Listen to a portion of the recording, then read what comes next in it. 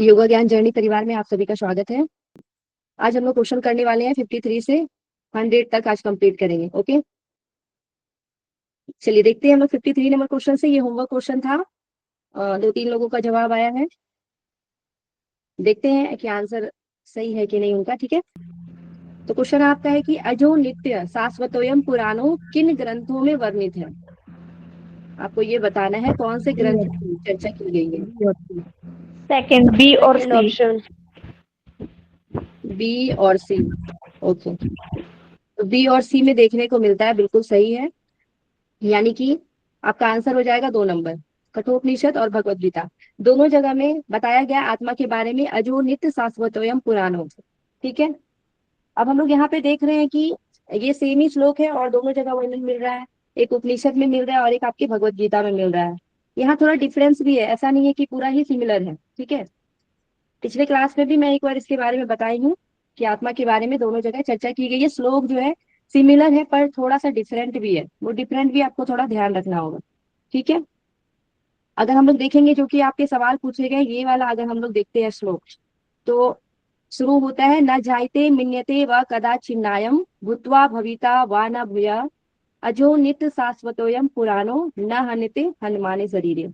ठीक है, ये जो है आपके भगवत गीता के दूसरा अध्याय का 20वां नंबर जो है श्लोक, जो कि ये लिखा गया है। ठीक है, यानी कि सांख्य योग में इसका वर्णन मिलता है।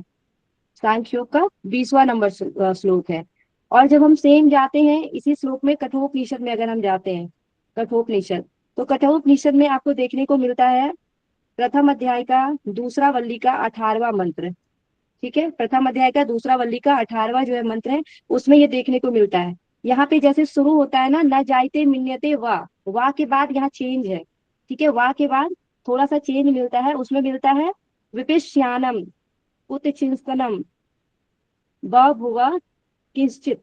ठीक है, ये थोड़ा सा डिफरेंट है। उसके बाद सेम श्लोक है, अजो नित्य शाश्वतोयम पुराणो न हन्यते हनुमाने शरीरे। तो जो डिफरेंट है वो आप लोग लिख लीजिए, विपश्चिन नायम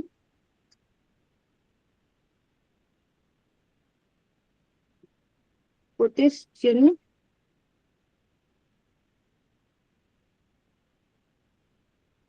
बभूव कश्चित। ठीक है, ये डिफरेंट है बस आपका। इससे पहले वाला जो न जायते मिन्यते वो सेम है, न जायते मिन्यते वाह, ये आपका सेम है। उसके बाद फिर ये है, उसके बाद फिर सेम मिलता है।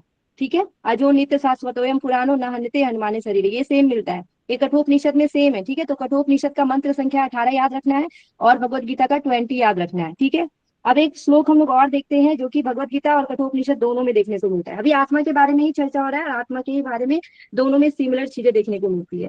एक आपका जो है, अगर देखेंगे कठोपनिषद में, तो प्रथम अध्याय का दूसरा वल्ली का जो है आपका 19वां मंत्र है। ठीक है, प्रथम अध्याय का दूसरा वल्ली का 19वां मंत्र है। यहाँ पे आपको मिलता है हंतो चे मन्यते हंतुम हस च मन्यते हतम उभय तो न बीजानितो नायम हंति न हन्यते।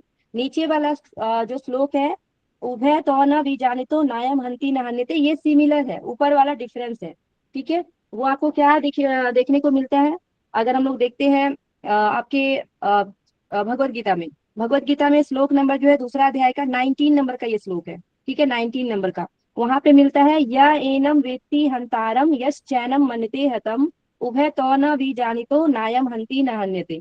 ठीक है, ये देखने को मिलता है। यानी कि इसका मतलब यह होता है कि आत्मा को जो है मारने वाला समझता है, जो आत्मा को मारने वाला समझता है, तथा जो इसको मरा मानता है, वे दोनों ही नहीं जानते, क्योंकि यह आत्मा वास्तव में न तो किसी को मारता है और न किसी के द्वारा मारा जाता है। ठीक है, ये इसका मीनिंग बताया गया है दूसरा का 19 और जो आपके प्रथम अध्याय का दूसरा वल्ली का 19वां मंत्र। ठीक है, दोनों 19 ही है।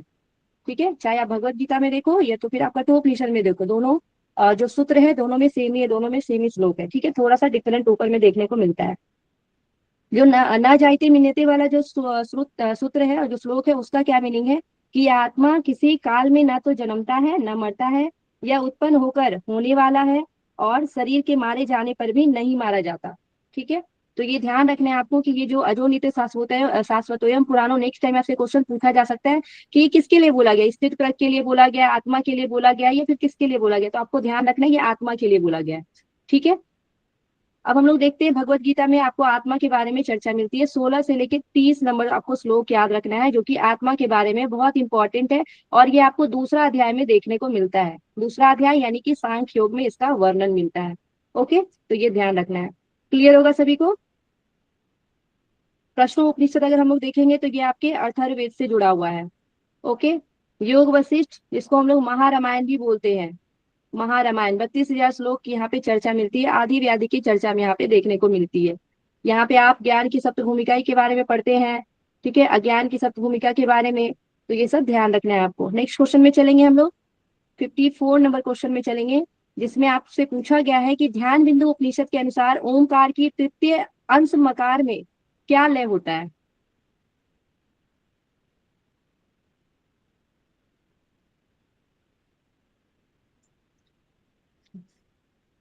ध्यान बिंदु उपनिषद के अनुसार आपको बी इसका जवाब देना बी है। और सी। अंतर। Third option.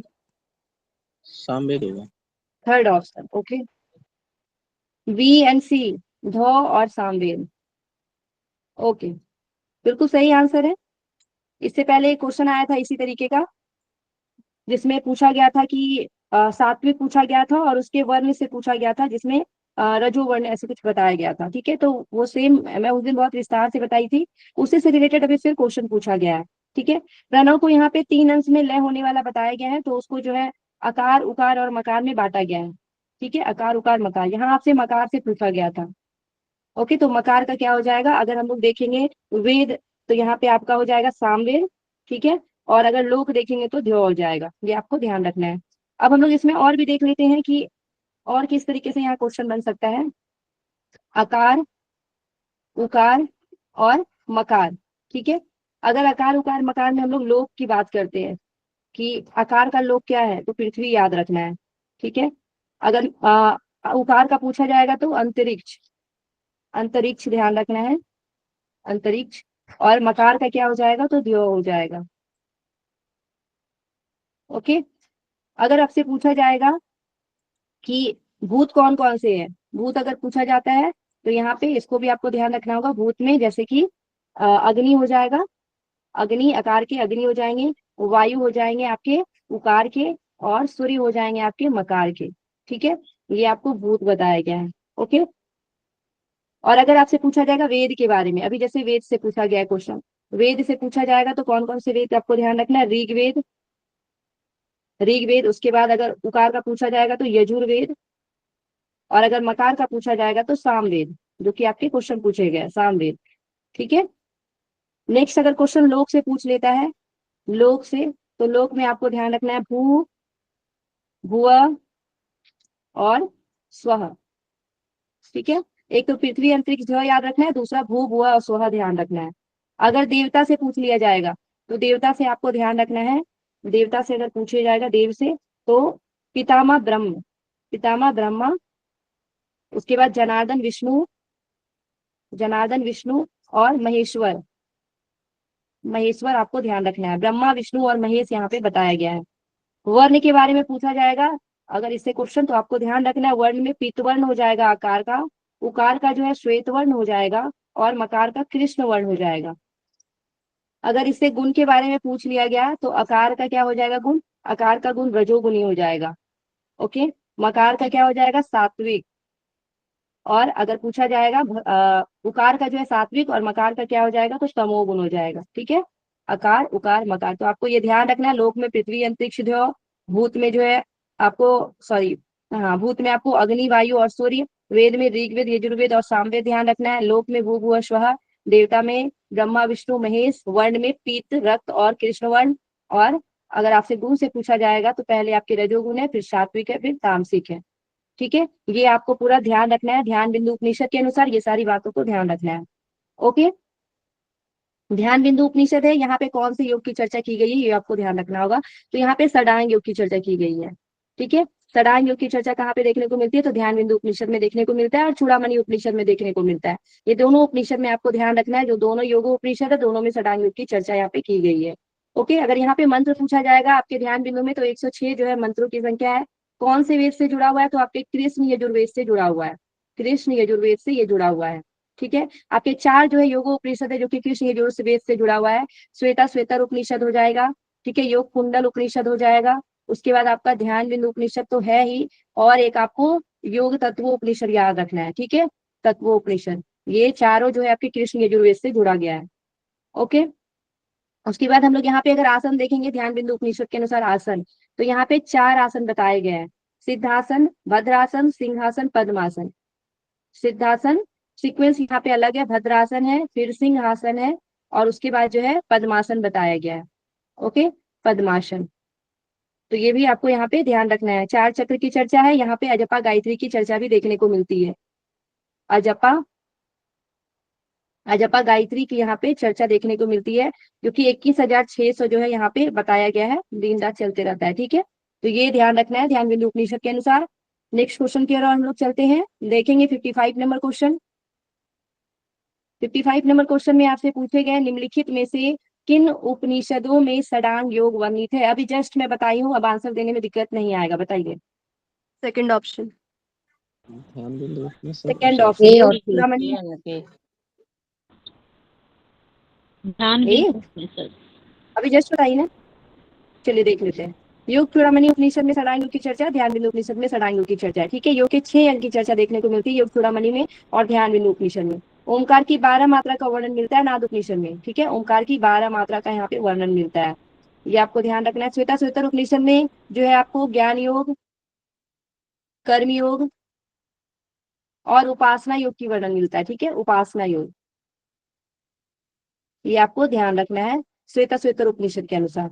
ओके, अब हम लोग देख लेते हैं आगे। यहाँ पे अगर मंत्र के बारे में देखा जाएगा, श्वेता श्वेतर उपनिषद, श्वेता श्वेतर उपनिषद में मंत्र की संख्या कितना है, तो 113 बताया गया है। योग कुंडल उपनिषद में अगर पूछा जाएगा, योग कुंडल उपनिषद में, तो यहाँ पे मंत्रों की संख्या बताया गया है 171। ठीक है, योग चूड़ामणि में मंत्रों की संख्या कितना है, तो 121 बताया गया है। योग तत्वोपनिषद में अगर हम लोग देखेंगे, योग तत्वोपनिषद में अगर देखते हैं, तो यहाँ पे आपको मिलेगा 142 मंत्रों की संख्या। ध्यान बिंदु उपनिषद में 106 बताया गया है, और नाद बिंदु उपनिषद में अगर देखते हैं, तो नाद बिंदु उपनिषद में आपको बताया गया 56, और योग राजु उपनिषद में यहाँ पे आपको बताया गया 21 है। ठीक है, योग राजु उपनिषद में, ये आपको ध्यान रखना है। ठीक है, चूड़ामणि उपनिषद जो है ये आपके सामवेद से जुड़ा हुआ है, सामवेद से। नाद बिंदु उपनिषद जो है ये आपके ऋग्वेद से जुड़ा हुआ है, ऋग्वेद से। ध्यान बिंदु कृष्ण यजुर्वेद, श्वेता श्वेतर उपनिषद जो है ये भी कृष्ण यजुर्वेद से जुड़ा हुआ है। ठीक है, योग तत्वोपनिषद भी कृष्ण यजुर्वेद से, योग कुंडली उपनिषद भी कृष्ण यजुर्वेद से है। ओके, योग राज उपनिषद कोई वेद से जुड़ा हुआ नहीं है। एक बचा है त्रिशिखी ब्राह्मणोपनिषद। त्रिशिखी ब्राह्मणोपनिषद जो है ये आपके जुड़ा हुआ है शुक्ल यजुर्वेद से, शुक्ल यजुर्वेद। ठीक है, तो ये ध्यान रखना है, त्रिशिखी ब्राह्मणोपनिषद शुक्ल यजुर्वेद से जुड़ा हुआ है। इसमें अगर मंत्र संख्या देखेंगे त्रिशिखी के अनुसार 165 जो है यहाँ पे बताया गया है आदित्य, और 9 ब्राह्मण बताए गए हैं। अगर टोटल हम लोग ऐड करते हैं तो 174 आता है। ठीक है, मंत्रों की संख्या, तो ये आपको ध्यान रखना है। ओके, नेक्स्ट हम लोग चलेंगे। नेक्स्ट है आपका अष्टकुंभक का वर्णन जो है किन ग्रंथों में मिलता है, ये बताना है आपको। पर दीपिका घरेण संहिता। ए और C. Fourth option, Pradipika. Fourth option. Okay, अष्टकुंभक यानी ए एंड सी। ठीक है, हट प्रदीपिका में और घेरन संहिता में हमें अष्टकुंभक देखने को मिलता है, बिल्कुल सही है। दोनों जगह पे हम लोग आठ कुंभक के बारे में यहाँ पे पढ़ते हैं। ठीक है, अब देख लेते हैं ये 8 कुंभक जो है कौन कौन से यहाँ पे बताए गए हैं। अगर हम लोग देखेंगे हट प्रदीपिका के अनुसार, तो हट प्रदीपिका के अनुसार आपका हो जाएगा सूर्यभेदी। आपको इस सीक्वेंस में लिख देते हैं ताकि कंपेयर भी आप यहाँ पे कर पाए। सबसे पहले जो है सूर्यभेदी हो जाएगा, उसके बाद उज्जाई, सूर्यभेदी, उज्जाई, शीतकारी, शीतली, भस्त्रिका, भ्रामरी, मूर्छा और प्लावनी। ठीक है, मूर्छा और प्लावनी। प्लावनी की चर्चा केवल और केवल आपको हट प्रदीपिका में देखने को मिलता है और कहीं नहीं देखने को मिलता है, ये हट प्रदीपिका के अनुसार मैं बताई। ठीक है, अगर घेरन संहिता में जाते हैं तो घेरन संहिता में आपको 2 चीजें जो है यहाँ पे डिफरेंस देखने को मिलता है घेरन संहिता में। तो देख लेते हैं हम लोग घेरन संहिता के अनुसार। गिरण संहिता में सबसे पहले सहित से शुरू होता है, उसके बाद आपके सुर भेदी होंगे, ठीक है, उज्जाई भी बताए गए हैं। उसके बाद यहाँ पे शीतकारी की चर्चा जो है की गई है, सॉरी शीतली की चर्चा की गई है, शीतकारी की नहीं, ये ध्यान रखना है, ठीक है। शीतली की चर्चा गिरण संहिता में देखने को मिलता है, शीतकारी की नहीं मिलती है। ओके, भस्त्रिका देखने को मिलता है, भ्रामरी भी मिलता है, मूर्छा भी मिलता है, लेकिन प्लावनी की चर्चा नहीं मिलती है। प्लावनी की जगह पे यहाँ पे केवली बताया गया है, ठीक है। तो दो डिफरेंस क्या है, एक सहित है और एक केवली है, यानी कि शीतकारी की जगह पे सहित को ले लिया गया है, ऐसे ध्यान रखिएगा, और प्लावनी की जगह पे केवली को ले लिया गया है। ओके, उसी प्रकार हम लोग चलते हैं हठ रत्नावली में। तो हठ रत्नावली में भी आपको सीक्वेंस जो है अलग देखने को मिलता है। यहाँ पे आपको जो है 9 कुंभक बताए गए हैं। हठ रत्नावली के अनुसार 9 कुंभक आपको ध्यान रखना है। कौन कौन से 9 कुंभक यहाँ पे बताए गए हैं? तो सबसे पहले अगर हम लोग देखते हैं तो भस्त्रिका भ्रामरी है, ठीक है। यहाँ पे सीक्वेंस में अगर देखेंगे तो सबसे पहले आपके भस्त्रिका, फिर दूसरे नंबर में भ्रामरी देखने को मिलता है, उसके बाद फिर सूर्यभेदी तीसरे नंबर पे, और फिर उज्जाई चौथे नंबर पे, ठीक है। शीतकारी, उसके बाद फिर हम लोग देखेंगे शीतली आपके 5वें नंबर पे मिलता है, शीतली। और फिर मूर्छा की चर्चा की गई है, मूर्छा। ओके, मूर्छा आपके 6ठे नंबर पे देखने को मिलता है। और उसके बाद जो है फिर आपको शीतकारी की चर्चा की गई है 7वें नंबर पे। फिर 8वें पे केवली की चर्चा मिलती है। केवली जो है आपको घेरंड में भी मिलता है और साथ में आपको हठ रत्नावली में मिलता है। तो केवली की चर्चा यहाँ पे 8वें नंबर पे है। और 9वां जो कुंभक है वो आपका है भुजंग करनी, भुजंग करनी, ठीक है। ये 9वां कुंभक जो है बताया गया है। तो ध्यान रखिएगा कैसे कैसे, भस्त्रिका भ्रामरी हो जाएगा, उसके बाद सूर्यभेदी उज्जाई, फिर शीतली, मूर्छा, उसके बाद शीतकारी, फिर आपको ध्यान रखना है केवली और भुजंगीकरण। ये हठ रत्नावली के अनुसार सीक्वेंस बताए गए। ओके, क्लियर होगा सभी को। शिव संहिता में कोई जो है गुम्बक की चर्चा नहीं है, यहाँ पे पौनाभ्यास जो बताया गया है तो वो बताया गया है, ठीक है। नेक्स्ट क्वेश्चन में चलेंगे। यहाँ पे आंसर आपका जो है हठ प्रदीपिका और घेरण संहिता यानी ए और सी आपका ऑप्शन जो है वो है 4 नंबर, तो 4 नंबर ध्यान रखना है। नेक्स्ट क्वेश्चन में चलेंगे। निम्नलिखित में से कौन कर्ण अस्थि है? कान की अस्थि पूछा जा रहा है, ठीक है। यहाँ पे ईयर बोन्स आपसे पूछे जा रहे हैं, बताना है कि कौन से ईयर बोन्स है। इससे पहले भी इस पे चर्चा हो चुकी है बहुत बार। ए और B. First option. Option A 1। Option 1, A and B, steps and incus. Okay, malleus, incus और स्टेप्स जो है ये आपको बताया गया है कि ये 3 जो है आपके कान के बोन बताए गए हैं, मेलियस, इनकस और स्टेप्स, ठीक है। तो यहाँ पे आपके 2 ऑप्शन दिख रहे हैं, स्टेप्स भी दिख रहे हैं और इनकस भी दिख रहे हैं। तो ये दोनों जो है आपके ईयर के बोन हो जाएंगे, बिल्कुल सही है, ठीक है। सबसे पहले हम लोग देखते हैं मेलियस, उसके बाद इनकस और फिर स्टेप्स देखते हैं, ठीक है, स्टेप्स। तो यहाँ पे आपको जो है 2 दे दिया गया, मीडियस की चर्चा नहीं की गई है, स्टेप से और इनकस है, तो ए और बी आपका आंसर हो जाएगा, ठीक है। ए भी आपके ऑप्शन नंबर 1 में दिया गया है। ओके, अगर आपसे यहाँ पे जैसे कि इलियम है और स्केफोइड बोन है, ठीक है, तो पेल्विक बोन के बारे में भी आपको पता होना चाहिए। पेल्विस जो बोन है यानी कि जिसको हम लोग हिप बोन बोलते हैं, हिप बोन भी 3 होता है, तो उसको देख लेते हैं 3 कौन कौन सा है। सबसे पहले आपके इलियम है, इलियम जो कि सबसे बड़ा हिस्सा होता है। उसके बाद है इस्कियम, दूसरे नंबर में आपको याद रखना है इस्कियम, जो कि पीछे और नीचे की ओर होता है। और थर्ड नंबर आपको याद रखना है प्यूबिस, प्यूबिस, ठीक है, जो कि आगे की ओर स्थित होता है। तो ये 3 बोन जो है हिप बोन आपको याद रखना है, इलियम, ठीक है, इलियम, इस्कियम और प्यूबिस। इलियम, इस्कियम और प्यूबिस जो है ये आपके हिप बोन जो कि 3 बताए गए हैं, ठीक है। तीनों मिलके हिप बोन कहलाते हैं, या इनोमिनेट जो है बोन कहलाता है, इनोमिनेट बोन भी इसको बोला जाता है, तो ये आपको ध्यान रखना है।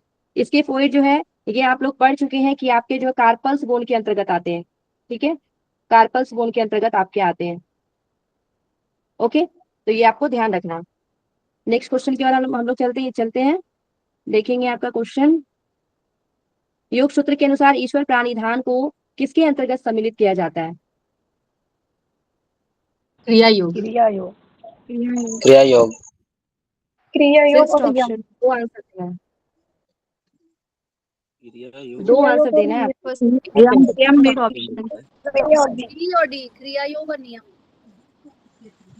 क्रिया योग हो जाएगा और नियम हो जाएगा, यानी बी एन डी हो जाएगा। बी एन डी ऑप्शन अगर देखते हैं तो आपके आंसर हो जाते हैं 1, ठीक है।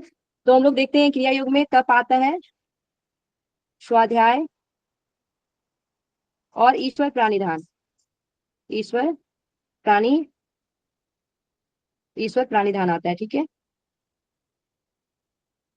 ये आपके 3 हो गए क्रिया योग के अंतर्गत। लेकिन हम लोग नियम में जब देखते हैं तो नियम में आपके 5 आते हैं, उसमें से 3 आपके सिमिलर देखने को मिलता है। यहाँ पे ईश्वर प्राणिधान की भी चर्चा की गई है। ठीक है, यहाँ पे आपको शौच, संतोष, उसके बाद सेम ये तीनों, तब, स्वाध्याय और ईश्वर प्राणिधान देखने को मिलता है। ठीक है, आपसे यहाँ पे तो पूछा गया है कि योग सूत्र के अनुसार ईश्वर प्राणिधान किसके अंतर्गत आता है, सिर्फ ईश्वर प्राणिधान पूछा गया है। नेक्स्ट टाइम आपसे पूछा जा सकता है तप और स्वाध्याय के बारे में भी पूछा जा सकता है, या तो फिर तीनों के बारे में दिया जा सकता है। ठीक है, तो वहां पे भी आपके क्रिया योग और नियम आपके आंसर हो जाएंगे। ठीक है, ये आपको ध्यान रखना होगा। ओके, तप स्वाध्याय ईश्वर प्राणिधानी क्रिया योगा के बारे में अगर देखते हैं तो ये दूसरा जो आपका साधन पाद है उसका पहला ही जो है सूत्र में देखने को मिलता है। उसके बाद साधन पाद का ही हम लोग देखते हैं 32 नंबर श्लोक, तो वहां भी आपको देखने को मिलता है नियम के बारे में। ठीक है, जहाँ नियम के 5 प्रकार बताए गए, शौच, संतोष, तप, स्वाध्याय, ईश्वर प्राणिधान। ठीक है, ये आपका दूसरा अध्याय, दोनों दूसरा अध्याय का एक पहला श्लोक है और एक 32 नंबर का श्लोक है, ये आपको ध्यान रखना है। ओके, नेक्स्ट क्वेश्चन में चलेंगे। यहाँ पे आप लोगों को बताना है यम के बारे में मैं बहुत बार बता चुकी हूँ और नियम के बारे में भी बताई हूँ आप लोगों को कि कितने से कितने नंबर श्लोक पे आपको यम के बारे में और नियम के बारे में देखने को मिलता है। ठीक है, ये आपको ध्यान रखना है। अभी जैसे यहाँ पे महाव्रत के बारे में पूछा गया है, तो ये आपको महाव्रत के बारे में जो है कौन से श्लोक नंबर में देखने को मिलेगा, कौन से सूत्र नंबर में, तो ये आपके 31 नंबर सूत्र में देखने को मिलता है। ठीक है, ये भी दूसरा ही पाद का देखने को मिलता है, यानी कि साधन पाद में देखने को मिलता है। क्रिया योग हो चुका है।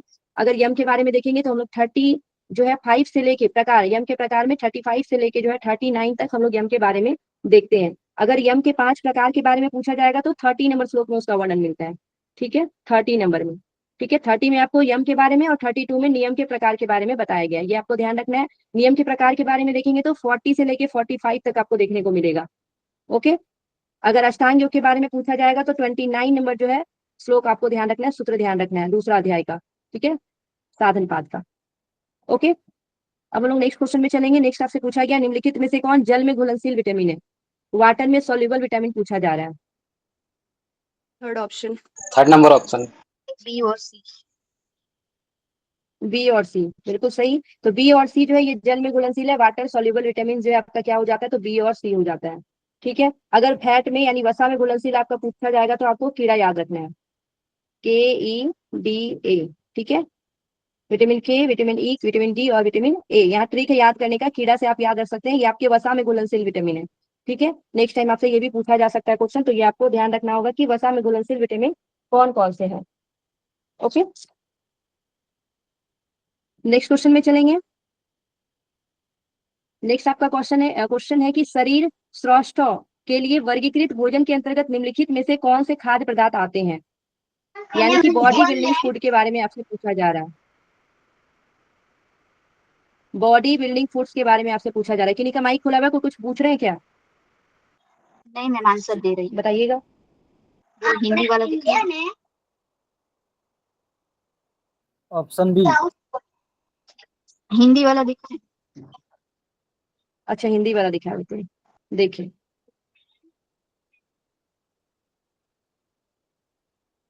सेकंड ऑप्शन बी और सी। बी और सी।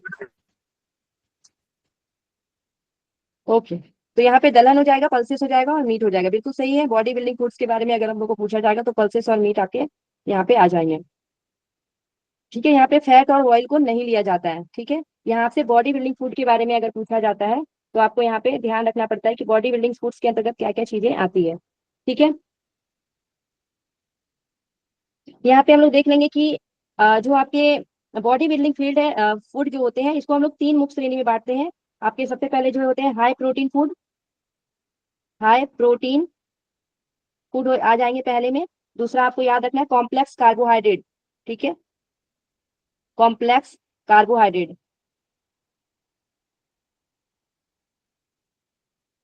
कॉम्प्लेक्स कार्बोहाइड्रेट, और तीसरा आपको ध्यान रखना है, तीसरे में आपके जो है हेल्दी फैट्स आ जाते हैं, फैट में भी हेल्दी फैट्स आ जाते हैं।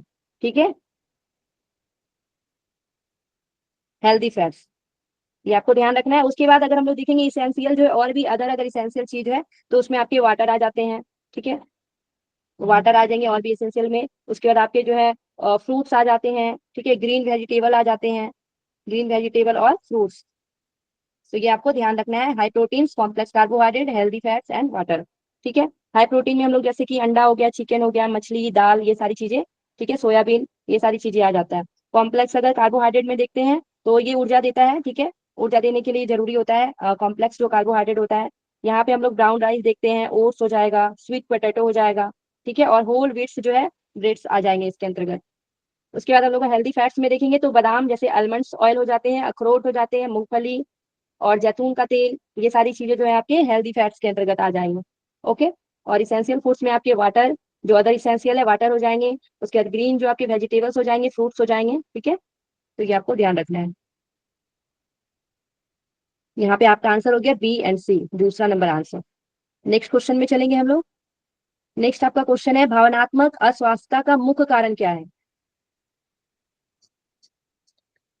संशय और प्रमाद। ए और बी, थर्ड ऑप्शन। ए और बी। ओके। 61 नंबर क्वेश्चन बिल्कुल सही आंसर है। संशय और प्रमाद जो है ये आपकी भावनात्मक जो है अस्वस्थता का मुख्य कारण है, ठीक है। व्याधि आपके शरीर में देखने को मिलता है, आलस भी आपके शरीर में देखने को मिलता है। तो ये आपके शारीरिक हो गए, ठीक है। ये आपके शारीरिक हो गया। भावनात्मक जो है आपके क्या हो जाएंगे, संशय और प्रमाद हो जाएंगे, ठीक है।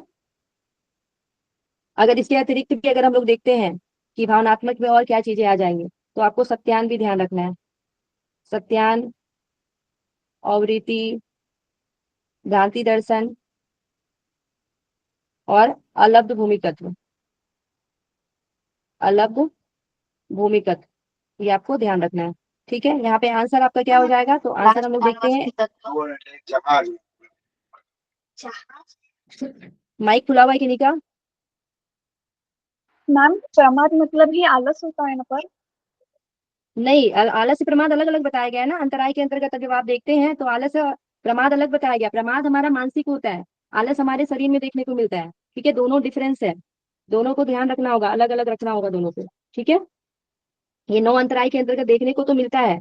व्याधि, सत्यान, संशय, प्रमाद, आलस, वृत्ति, भ्रांति दर्शन, अलग भूमिका, अनवस्थित तत्व, है ना। चित्त विक्षेप आस्ते अंतराया। आपका श्लोक नंबर देखेंगे तो कितना हो जाता है, 30 नंबर आपको श्लोक ध्यान रखना है इसके लिए, ठीक है। उसके साथ साथ आपके विक्षेप जो है सब वह भी आते हैं जो कि 5 है। दुख, दौर्मनस, अंगमेजत्व, श्वास और प्रश्वास, ठीक है। तो ये भी आपको यहाँ पे ध्यान रखना है। 30 और 31 नंबर जो है आपको पहला जो समाधि पाद है उसमें आपको ध्यान रखना है, 30 और 31। ओके। प्रमाद मतलब लापरवाही ना? हाँ।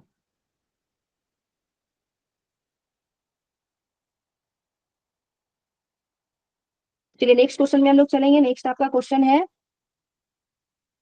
घिरन संहिता के अनुसार निम्नलिखित में से कौन से भोज्य पदार्थ किसी योगाभ्यासियों के लिए अपथ्य है? यहाँ पे आपको अपथ्य बताना है। सी और डी, सेकंड। क्या हो जाएगा, सी एंड डी, ठीक है। बिल्कुल सही, सी एंड डी जो है इसका आंसर हो जाएगा, ऑप्शन नंबर 2। जबकि यहाँ पे मूंग और चनक जो है ये आपके पथ्य के अंतर्गत आ जाएंगे। ये आपके घिरन संहिता से जो है ये क्वेश्चन पूछा गया है। क्वेश्चन नंबर आपका है 62, ठीक है। मिताहार के बारे में हम लोग यहाँ पे देखते हैं। आपके प्राणायाम से पहले मिताहार के बारे में जो है बताया जाता है। तो मिताहार के बारे में हम लोग देखेंगे कौन सा निषिद्ध है और कौन सा जो है खाने योग्य पदार्थ है, ठीक है। एक बार हम लोग इसको फिर से देख लेंगे, इससे पहले भी हम लोगों ने बहुत बार किया है, ठीक है। तो यहाँ पे जैसे कि बताया गया है आपको मिताहार के लिए, संस्कृत में आप लोग जो है बुक में भी देख सकते हैं, और नहीं तो यहाँ पे हिंदी में मैं बता देती हूँ सादा। तो जो है क्या क्या पथ्य है, पहले पथ्य आप लोग ध्यान रखिएगा, चावल, जौ का सत्तू। उसके बाद आपको बताया गया गेहूं का आटा, गेहूं का आटा, मूंग, ठीक है। मूंग देखिए ऑप्शन में, तो मूंग भी हो गया। उसके साथ उड़द, उड़द का दाल बताया गया है, उड़द। और फिर बताया गया चना। ये सब जो है भूसा रहित स्वच्छ करके वो खाने के लिए बोला गया है। उसके बाद परवल, परवल, कटहल, ओल, मानकंद, मानकंद, कंकुल, मालकंद बताया गया है, मानकंद। उसके बाद कंकुल, फिर करेला, कुंदरू, करेला, कुंदरू, अरवी, ककड़ी, केला, गुलर एवं चौलाई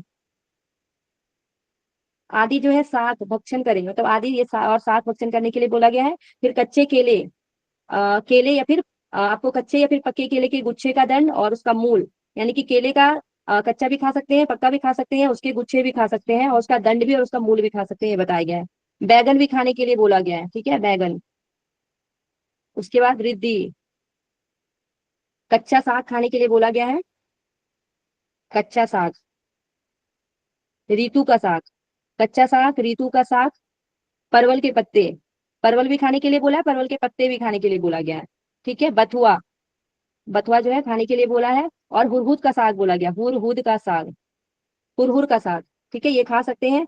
और ये सारी चीजें जो है स्वच्छ, सुमधुर, स्निग्ध और सूरस द्रव से जो है संतोष पूर्वक आधा पेट भरना है और आधा जो है खाली रखना है, ये बताया गया मिताहार के बारे में। ये सारी चीजें को खाने के लिए बोला गया है गिरन संहिता में। ये आपके पतेहार आ गए। ठीक है, अगर हम लोग निश्चित आहार देखते हैं तो निश्चित आहार के अंतर्गत और भी बहुत सारी चीजें जो है यहाँ पे देखने को मिलता है। अगर निश्चित आहार में देखेंगे, निश्चित आहार, निश्चित आहार के अंतर्गत अगर देखेंगे तो आपके सबसे पहले जो है क्या आता है, कटु, अम्ल, कटु अम्ल लवण, कटु अम्ल लवण, उसके बाद तिक्त आपको ध्यान रखना है। आगे वाला ये चार जो है आपको ध्यान रखना है। ओके, कटु अम्ल लवण और तिक्त, ये चार रस वाली वस्तुएं, उसके साथ आपको भुने हुए पदार्थ बताए गए हैं। भुने हुए पदार्थ ये भी नहीं खाना है। दही, तक्र, साक, उत्कट, मध, ताल, कटहल, ये सब त्यागने के लिए बोला गया है। उसके साथ ही कुल्थी आपको ध्यान रखना है। कुल्थी, जैसे कि क्वेश्चन में कुल्थी भी दिया हुआ था। ठीक है, कुल्थी, मसूर का दाल यहाँ खाने के लिए मना किया गया। ठीक है, मसूर, प्याज, प्याज के बाद कुम्हड़ा, कुम्हड़ा, साक दंड, साग का दंड खाने के लिए यहाँ पे मना किया गया, साक दंड, साक दंड। उसके बाद गोया, कैथ, ककोड़ा, ककोड़ा, ढाक, कदम्ब, जम्बीरी, जम्बीरी, नींबू, उसके बाद नींबू के बाद कुंदरू ध्यान रखना है, कुंदरू, कुंदरू, बड़हर, लहसुन, लहसुन भी खाने के लिए आपको हर प्रतिपिका में भी मना किया गया। कमरक, कमरक, पियार, हींग, हींग, हींग के बाद सेम और बंडा, सेम, सेम भी जिसको बोलते हैं, और बंडा, बंडा, ये खाने के लिए मना किया गया है। ठीक है, उसके साथ ही क्या क्या और चीजें मना की गई, तो मार्ग का गमन करने के लिए मना किया है, मार्ग गमन, जो कि आपके हट प्रदीपिका में भी देखने को मिलता है। स्त्री संग, स्त्री संग, उसके साथ ही अग्नि सेवन, अग्नि सेवन, ये सारी चीजें जो है मना किया गया है, योगी के लिए उचित नहीं होता है। ठीक है, मक्खन, घृत, दूध, गुड़, शक्कर, दाल, आंवला, अम्ल रस आदि से भी बचने के लिए बोला गया है। ठीक है, मक्खन, घृत, दूध, गुड़, शक्कर, दाल और आंवला और अम्ल जो रस है उससे भी बचने के लिए बोला गया है। 5 प्रकार के केले, नारियल, अनार, सौंफ आदि वस्तुओं का भी सेवन ना करें। उसके बाद बताया गया है इलायची, लौंग, जायफल, उत्तेजनात्मक पदार्थ, जामुन, जाम्बुल, अड़हर और खजूर का सेवन ना करें। शीघ्र पचने वाले भोजन, शीघ्र पचने वाले, प्रिय, स्निग्ध और धातुओं को पुष्ट करने वाले मनो के अनुकूल पदार्थ को खाने के लिए बोला गया है। जो शीघ्र पच जाए, जो प्रिय हो, स्निग्ध हो और धातुओं को पुष्ट करने वाला हो, तो वैसा भोजन करना चाहिए। ठीक है, जो कड़ी वस्तुएं हैं, दूषित वस्तुएं हैं, उत्तेजना वाले हैं, वासना उत्पन्न करने वाले हैं, उष्ण है, बासी है, अधिक ठंडी है, अति उग्र है, ये सारी वस्तुएं नहीं खाना है। प्रातः काल में स्नान नहीं करना है, उपवास नहीं करना है जो कि शरीर को कष्ट पहुंचे। ठीक है, और एक बार भोजन करना, निराहार रहना अथवा प्रत्येक प्रहर बार बार भोजन करना, ये योग अभ्यास में त्याज है। एक बार भोजन एकाहार करने भी मना किया गया है, निराहार रहने भी मना किया गया है, और प्रत्येक प्रहर पर बार बार भोजन करने के लिए भी मना किया गया है। ठीक है, इस प्रकार विधि विधान से प्राणायाम का अभ्यास करना चाहिए, ये बताया गया। ओके, ये आपको ध्यान रखना है। चलिए नेक्स्ट क्वेश्चन देख लेते हैं। गर्भावस्था में तृतीय त्रैमास के दौरान निम्नलिखित में से कौन सा आसन वर्जित बताया गया है? Option 4। Fourth option. Fourth option. Okay, C and D, Paschimottanasana और पवन मुक्तासन, बिल्कुल सही बात है। क्योंकि यहाँ पे जो है गर्भावस्था के तृतीय त्रैमास का बात यहाँ पे किया जा रहा है, तो उसमें हम लोग जो है पश्चिमोत्तानासन और पवन मुक्तासन जो है ये करने के लिए मना रहेगा। ठीक है, मार्जरी आसन जो है कर सकते हैं और भद्रासन भी कर सकते हैं। हम लोग देखेंगे गर्भावस्था के प्रथम त्रैमास के दौरान क्या क्या चीजें कर सकते हैं। ठीक है, तो प्रथम अगर देखेंगे कि प्रथम त्रैमास में, तो यहाँ पे जो है ताड़ासन कर सकती है, ताड़ासन, मार्जरी आसन, ताड़ासन, मार्जरी आसन, उत्तानासन और शवासन। ठीक है, शवासन।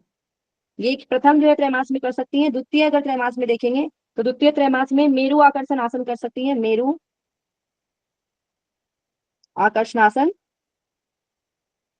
उसके बाद उत्थान आसन और वज्रासन, ठीक है, वज्रासन, यहाँ भी उत्थान आसन करने के लिए बोला गया है, और वज्रासन। तृतीय त्रैमास में देखेंगे तो यहाँ पे कुछ प्राणायाम कर सकती हैं, ठीक है, तो यहाँ पे प्राणायाम, नाड़ी शोधन वगैरह, उत्कट आसन, त्रिकोण आसन, ठीक है, तो ये ध्यान रखना है। ये आपके जो गर्भावस्था के दौरान ये सारी चीजें कर सकती है प्रथम, द्वितीय और तृतीय मास में। ओके, आंसर आपका हो जाएगा सी एंड डी। नेक्स्ट क्वेश्चन में चलेंगे। नेक्स्ट आपका क्वेश्चन है, निम्नलिखित में से कौन जो है विशुद्धि चक्र से संबंधित नहीं है? विशुद्धि चक्र से संबंधित नहीं है, ये पूछा गया है। यहाँ पे नहीं पूछा गया था, तो नहीं में आपका क्या हो जाएगा, ए और बी बिल्कुल आप सही आंसर दिए थे। और अगर पूछा जाएगा कि विशुद्धि चक्र से संबंधित है तो आपका फिर 16 दल और कंठ चक्र हो जाएगा, ठीक है। तो आंसर हम लोग लगाएंगे ए एंड बी। जिन्होंने भी ए और बी आंसर दिया बिल्कुल सही है आपका आंसर, ठीक है, लगा लेते हैं हम लोग ए और बी, ठीक है। ये दोनों आपके अनाहत चक्र से रिलेटेड है। अब हम लोग देख लेते हैं जो हम लोग कौन कौन से में कितने कितने दल बताए गए। तो मूलाधार, अगर सबसे पहले देखते हैं मूलाधार चक्र, वहां पे आपको 4 मिलता है। स्वादिष्ठान, स्वादिष्ठान में कितना बताया गया, 6 दल। मणिपुर में 10, अनाहत में 12, विशुद्धि, विशुद्धि में जो है आपसे पूछा गया 16, और आज्ञा में आपसे पूछा गया है तो 2 ध्यान रखना है, ठीक है। इसमें आपको 2 ऐड करना है, यहाँ पे आपको 4 ऐड करना है, फिर 2 ऐड करना है, और फिर 4 ऐड करना है। अगर इनको याद नहीं होता वो इस तरीके से बना सकते हैं, ठीक है। 4, 6, 10, 12, 16 और 2, ठीक है। पहले 2 ऐड करेंगे, फिर 4, फिर 2 ऐड करेंगे, फिर 4 ऐड करेंगे, ठीक है। इस तरीके से आप इसको याद रख सकते हैं। नेक्स्ट क्वेश्चन में चलेंगे। नेक्स्ट आपका क्वेश्चन है, कफ प्रवृत्ति वाले व्यक्तियों के लिए कौन से रस जो है प्रचुरता वाले भोज्य पदार्थ लाभकारी है? मेरा जो ट्रिक था सट रस को लिख के बनाने वाला, उससे आपका आराम से हो जाएगा। आप जल्दी से बताइए क्या होगा। कटु और तिक्त, सी और डी, फोर्थ ऑप्शन। सी और डी होगा। सी और डी, ओके। देख लेते हैं आपने सही लगाया कि नहीं, ठीक है। मधुर अम्ल लवण जो है ये क्या है, तो कफ को बढ़ाने वाला है, ठीक है। कटु तिक्त कसा ये आपके वात को बढ़ाने वाला है, ओके। अम्ल लवण और कटु जो है ये आपके पित्त को बढ़ाने वाला है। आपसे पूछा यहाँ क्या गया है, कफ प्रवृत्ति वाले व्यक्तियों के लिए कौन से रस प्रचुरता वाले भोज्य पदार्थ लाभकारी है, ठीक है। तो कफ प्रवृत्ति वालों के लिए क्या सही होगा, तो ऊपर तीनों तो कफ को बढ़ाने वाले हैं, यानी नीचे तीनों में से कोई भी अगर ऑप्शन में होगा तो वो आपका आंसर हो जाएगा। कटु हो, तिक्त हो, या फिर कसाय हो। तो देखिए आपको यहाँ पे कटु दिख रहा है और तिक्त भी दिख रहा है, ठीक है। जबकि आपके लवण और अम्ल ये दोनों खुद जो है कफ वाली प्रवृत्ति के लिए हानिकारक होगा, यानी कफ को बढ़ाने वाला होगा, तो ये बिल्कुल नहीं होगा। आंसर आपका सी एंड डी हो जाएगा, ठीक है। सही है सबका, सी एंड डी आंसर हो जाएगा। नेक्स्ट क्वेश्चन में चलेंगे हम लोग। नेक्स्ट आपसे पूछा गया है, प्रदीपिका के अनुसार हठ योग सिद्धि के 6 कारणों में निम्नलिखित में से कौन सा शामिल नहीं है, ठीक है। साधक बाधक तत्व है, यहाँ पे आपसे पूछा गया है, नहीं पूछा गया। साधक तत्व से क्वेश्चन पूछा गया आपसे। स्मृति नहीं आएगा। डी, बी और श्रद्धा और डी होगा स्मृति। मैम, बी और डी। बी और डी, ओके। नहीं पूछा गया यहाँ पे हठ सिद्धि, हठ प्रदीपिका में हठ योग सिद्धि के 6 कारणों में कौन सा शामिल नहीं है, तो श्रद्धा शामिल नहीं है और साथ में स्मृति शामिल नहीं है, ठीक है।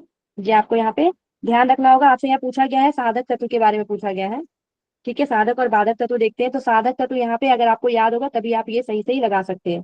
साधक में सबसे पहले आपका उत्साह आ जाता है, फिर साहस, उत्साह, साहस, धैर्य, तत्व ज्ञान, उत्साह, साहस, धैर्य, तत्व ज्ञान, ठीक है।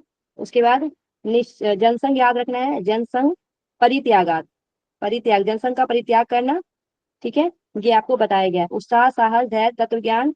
उसके बाद निश्चयात, निश्चयात छूट गया है यहाँ पे, निश्चयात ध्यान रखना है, निश्चयात, ठीक है। तो ये आपके जो है क्या बताए गए हैं, ये आपके जो है साधक तत्व बताए गए हैं, उत्साह, साहस, धैर्य।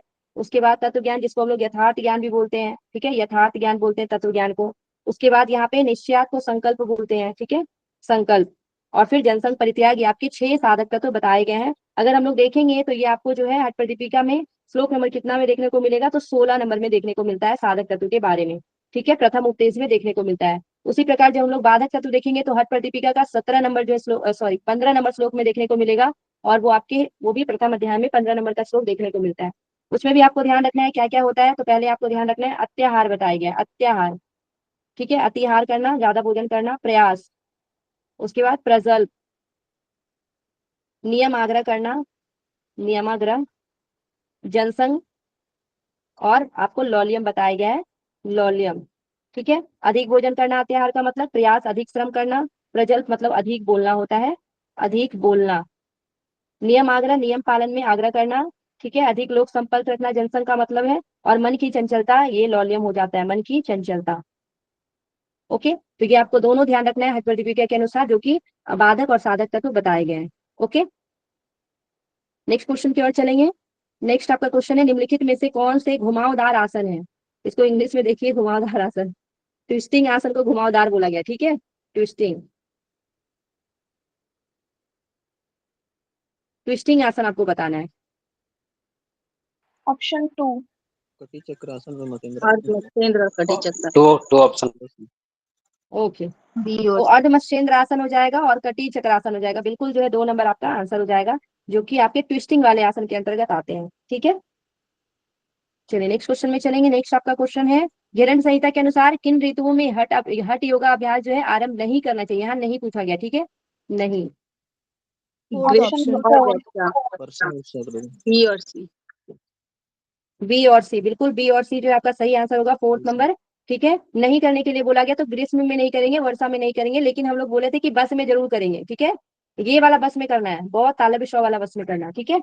तो बसंत और शरद में करना है, बाकी में नहीं करना है, ठीक है। हम लोग यहाँ पे देखते हैं कि ऋतु का क्रम क्या बताया गया, एग्जाम में आपसे पूछा जाता है, ठीक है। तो पहले आपको बसंत याद रखना है, उसके बाद ग्रीष्म, बसंत, ग्रीष्म, वर्षा, वर्षा, फिर शरद, हेमंत और शिशिर, शरद, हेमंत और शिशिर ऋतु जो है बताया गया है, ठीक है। अब इसमें जो है आपके, इसके अंतर्गत आपके जो है दो दो जो है महीना आता है, दो दो ऋतु आते हैं। जैसे कि अगर हम लोग देखेंगे बसंत में, तो आपके चैत और वैशाख आते हैं, ठीक है, चैत, वैशाख। उसके बाद हम लोग देखेंगे ग्रीष्म में क्या क्या आएंगे, तो यहाँ पे आपके हो जाएंगे जेठ, आषाढ़, चैत, वैशाख, जेठ आषाढ़। उसके बाद आपके वर्षा में सावन और भादो आता है, ठीक है, सावन, भादो। और शरद में आपके क्या आ जाएंगे, तो अश्विन, कार्तिक आ जाते हैं, ठीक है, अश्विन और कार्तिक।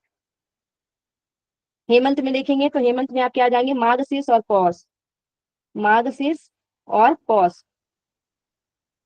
अघन भी हम लोग बोलते हैं, मार्गशीर्ष को अघन भी बोला जाता है, तो वो भी ध्यान रख सकते हैं अगर एग्जाम में कभी आया तो। शिशिर में जो है आपको ध्यान रखना है माघ और फागुन आता है, ठीक है, माघ और फागुन, तो ये आपको ध्यान रखना है, ठीक है। और इसमें से जो 6 ऋतु ऋतु जो बताए गए थे, उसमें से आपको बसंत और शरद में करना है, बाकी 4 ऋतु में नहीं करना है, ग्रीष्म में, वर्षा में, हेमंत में और शिशिर में। कभी भी हेमंत शिशिर बना तो वहां भी आपको नहीं भी आंसर लगाना है, ठीक है, ग्रीष्म और वर्षा में भी नहीं लगाना है, सिर्फ बसंत और शरद में आपको करने के लिए बताया गया है, तो ये ध्यान रखना है, ठीक है। ये ट्रिक आप याद रखिएगा तो कभी नहीं भूलेगा, बस को छोड़ के बाकी सब आता है। नेक्स्ट क्वेश्चन में चलेंगे। नेक्स्ट आपका क्वेश्चन पूछा गया है कि योग शिक्षक की क्या विशेषताएं होती है। एक योग शिक्षक की विशेषताएं बताना है आपको। ऑप्शन ए और सी। ए और डी, ओके। डी। योग शिक्षक, इसमें तो सभी सही देखिए यहाँ लग रहे हैं। सात्विक व्यक्तित्व पूछा गया है, उसके बाद बोला गया है कि योगा अभ्यासियों के लिए एक स्वस्थ शरीर होना चाहिए, योग शिक्षा में जो है संवाद कुशलता होनी चाहिए, और तीसरे में लिखा गया योगा अभ्यास का स्वानुभव, अच्छी तैयारी और अनुदेशात्मक क्षमता, ठीक है। तो यहाँ पे आपका जो है सबसे पहले क्या हो जाएगा, आप लोग क्या आंसर बोल रहे हैं बताइए। बी और D, third option. First option. Third option ma'am. B option. First option B and D, option 2 होना चाहिए मैम, बी और सी। देखिए यहाँ पे आपके आंसर हो जाएंगे सात्विक व्यक्तित्व हो जाएंगे, और उसके बाद आपके डी नंबर यानी योगा अभ्यास का स्वानुभव, अच्छी तैयारी और अनुदेशात्मक क्षमता, क्योंकि आपके यहाँ संवाद कुशलता में अनुदेशात्मक क्षमता यहाँ पे आ गए हैं, ठीक है। और जो आपके सात्विक व्यक्तित्व है वहाँ पे आपके योगा अभ्यास के लिए जो है स्वास्थ्य शरीर भी यहाँ पे आ चुका है। इस वजह से आपका आंसर जो है ए और डी नंबर होगा, ठीक है, ए डी यानी कि आपका आंसर 3 नंबर हो जाएगा। ओके,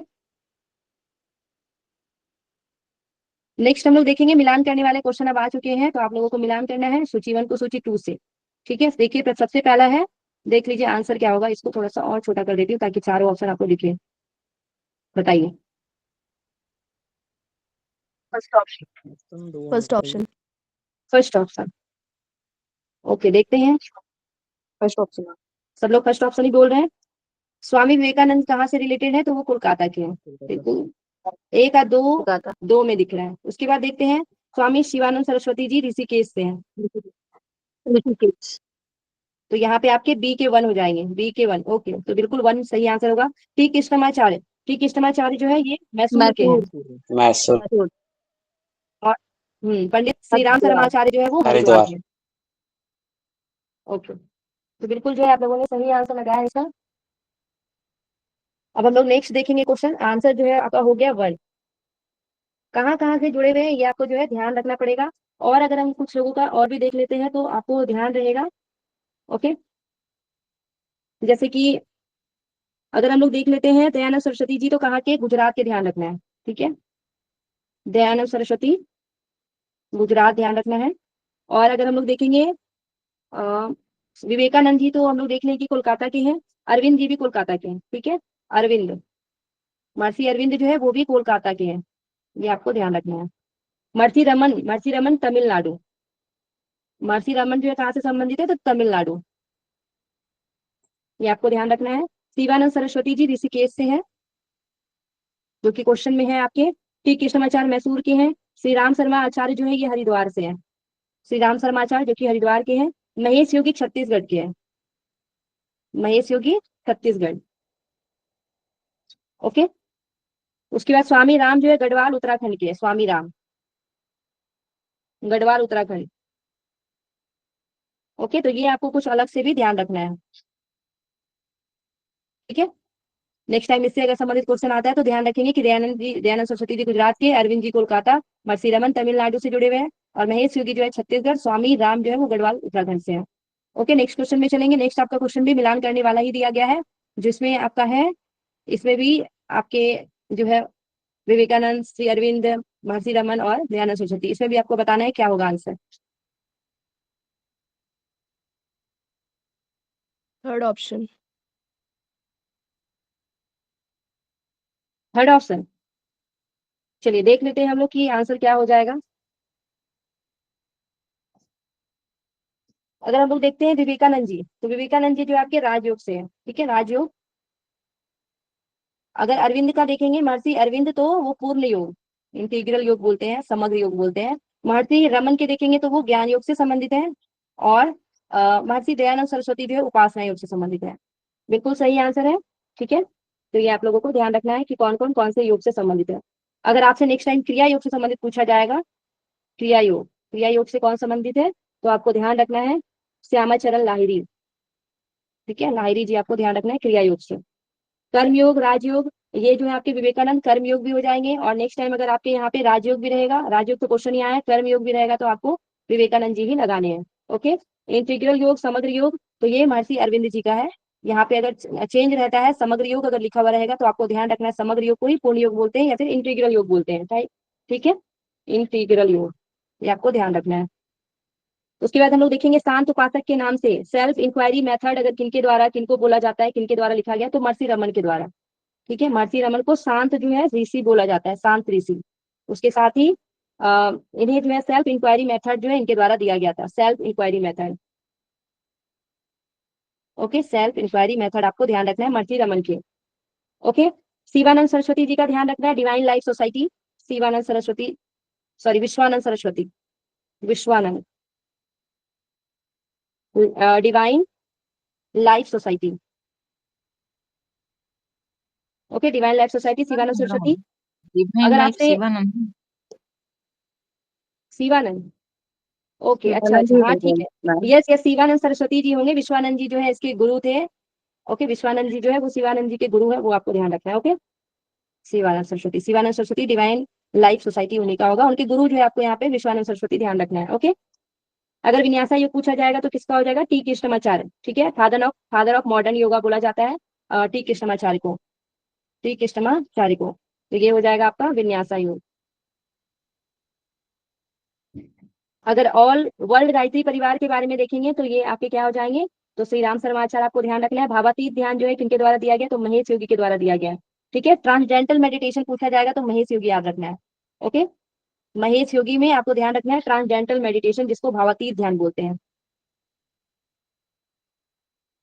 ट्रांसडेंटल मेडिटेशन यानी कि भावातीत ध्यान, ठीक है, महेश योगी जी के द्वारा बताया गया है।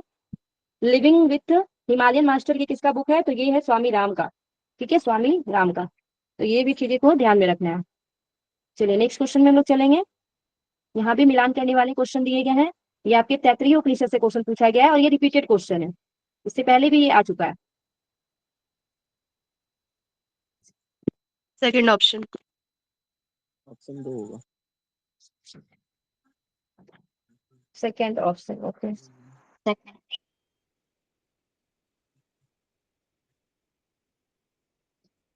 देखते हैं सेकेंड ऑप्शन जो है सही है या फिर गलत है। तो यहाँ पे श्रद्धा, श्रद्धा बताया गया है सिर को, ठीक है, श्रद्धा सिर को बताया गया, बिल्कुल दो सही है। रीत जो है, रीत को बताया गया है दाहिना, दाहिना जो है पक्ष बताया गया है रीत को, ठीक है, तो 3 हो जाएगा, बिल्कुल सही है। सत्य, सत्य को बायां पक्ष बताया गया है, पंख होगा यहाँ पे, पक्ष लिखा हुआ है, ठीक है। योग को मध्य भाग बताया गया है, ओके, योग को मध्य भाग। तो श्रद्धा का सिर 2 सही है, रीत का जो है 3 हो जाएगा, 3, सी का आपका हो गया 4 और योग का हो जाएगा 1, बिल्कुल 2 नंबर जो है सही आंसर बताया गया है, ठीक है। तैत्रीय उपनिषद के अनुसार हम लोग देखेंगे यहाँ पंचकोश के बारे में बताया गया है, ठीक है, पंचकोश के बारे में बताया गया और वहां पे शरीर पक्षी के से शरीर की तुलना जो यहाँ पे पंचकोशों से कर दी गई है, ठीक है। पंचकोश में अन्नमय कोश, प्राणमय कोश, उसके बाद मनोमय कोश, अन्नमय, प्राणमय, मनोमय, विज्ञान में और आनंदमय कोश में बांटा गया है, ठीक है, विज्ञान में और आनंद में, ये आपको ध्यान रखना है। और यहाँ पे जो है सिर की तुलना, उसके बाद दाया पंख, बाया पंख, मध्य भाग, पूंछ और फल के बारे में बताया गया, ठीक है। तो हम लोग देखेंगे यहाँ पे क्या क्या बातें जो है बताई गई हैं, ठीक है। अगर बताया जाएगा कि अन्नमय कोश का सिर क्या है, सिर जो है क्या क्या बोला गया है, तो आपको वहां पे ध्यान रखना होगा क्या क्या जो है अन्नमय कोश के सिर किसको बोला गया है, पक्षी के कौन से भाग को बोला गया है। तो यहाँ पे रस को बोला गया है, ठीक है, अन्नमय कोश का रस हो जाएगा, प्राणमय का हो जाएगा प्राण, और मनोमय, मनोमय कोश का यजु हो जाएगा, यजु। उसके बाद विज्ञान में कोश का देखेंगे तो यहाँ पे श्रद्धा हो जाएगा, ठीक है, जो आपका क्वेश्चन पूछा गया है। आनंद में कोश का देखेंगे तो प्रेम हो जाएगा, ठीक है, ये आपके सिर हो गए। अगर आपसे पूछा जाएगा कि दाया पंख, अन्य कोश का दाया पंख क्या है, ठीक है, दाया पंख, तो दाया पंख देखेंगे अन्य कोश का तो एक बाहु बताया गया है, एक बाहु। और अगर प्राणमय कोश का देखेंगे तो व्यान बताया गया है। मनोमय कोश का देखेंगे तो यहाँ पे रीचा बताया गया है। और विज्ञान में कोश का रीत बताया गया है, रीतम। और आपके जो आनंदमय कोश है उसमें मोद बताया गया है, ठीक है। तो ये हो गया आपका जो है दाया पंख के बारे में बताया गया है। उसके बाद बाया पंख के बारे में अगर पूछा जाएगा, बाया पंख, तो अन्नमय कोश के बाया पंख को बताया गया दूसरा बाहु, क्योंकि पहला बाहु में उसका दाया था तो दूसरा बाहु यहाँ पे बताया गया है अन्नमय के लिए। ओके, प्राणमय के लिए आपको बताया गया है अपान, मनोमय के लिए बताया गया है साम, यजु, ऋचा और साम। और उसके बाद विज्ञान में देखेंगे तो श्रद्धा, रीत और सत्य हो जाएगा, ठीक है, सत्य उसका बाया पंख है। उसके बाद प्रेम, मोद और प्रमोद, प्रमोद उसका क्या हो जाएगा, तो प्रमोद बाया पंख हो जाएगा। इस तरीके से आपको यहाँ पे ध्यान रखना है। नेक्स्ट आपसे मध्य भाग पूछा जाएगा, पक्षी का मध्य भाग से तुलना किया गया, मध्य भाग, मध्य भाग को जो है आत्मा बोला गया है, अन्य कोश के, प्राणमय कोश के मध्य भाग को आकाश बोला गया है, ठीक है, आकाश। और मनोमय कोश के मध्य भाग को आदेश बोला गया है। और जो आपके विज्ञान में कोश के मध्य भाग को योग बोला गया है। और आपके आनंद में कोश के मध्य भाग को आनंद बोला गया है, ठीक है, ये ध्यान रखना है। उसके बाद पुच्छ को शरीर बोला गया था, प्राणमय कोश के जो है पुच्छ को पृथ्वी बोला गया है। और मनोमय कोश के जो है पुच्छ को बताया गया है अर्थर्व। और आपके जो है महा बताया गया है पुच्छ को, जो कि आपके विज्ञान में कोश है। और आनंद में कोश के जो है ब्रह्म बताए गए हैं, ठीक है, ये आपको ध्यान रखना है। अभी बिल्कुल करेक्ट है, ठीक है, यहाँ पे थोड़ा मिस्टेक हुआ था जो कि सही हो गया है। तो आपको ये सारी चीजें को ध्यान रखना है क्योंकि इससे एग्जाम में क्वेश्चन बनता है। आपको सीधा सीधा ऐसे याद रखना है, अन्य कोश का रस, रस एक बाहु, दूसरी बाहु, आत्मा और शरीर। उसके बाद प्राण का याद रखना है, प्राण, व्यान, अपान, आकाश और पृथ्वी। मनोमय कोश का याद रखना है, यजु, ऋचा, साम, आदेश और अथर्वा। उसके बाद विज्ञान में कोश का श्रद्धा, रीत, सत्य, योग और महा। और आनंद में कोश का प्रेम, मोद, प्रमोद, आनंद और ब्रह्म, ठीक है, इस तरीके से आपको इसको याद रखना है। और इससे एग्जाम में क्वेश्चन बार बार रिपीट हो रहे हैं, अभी 2-3 क्वेश्चन आ चुका है इससे, और नेक्स्ट टाइम भी पूछे जाने की संभावना बनी रहती है, तो इसको याद रखिएगा। ओके, नेक्स्ट क्वेश्चन हम लोग देख लेंगे। नाथ बिंदु उपनिषद के अनुसार जो है सूची 1 को सूची 2 से मिलान करना है, बताइए।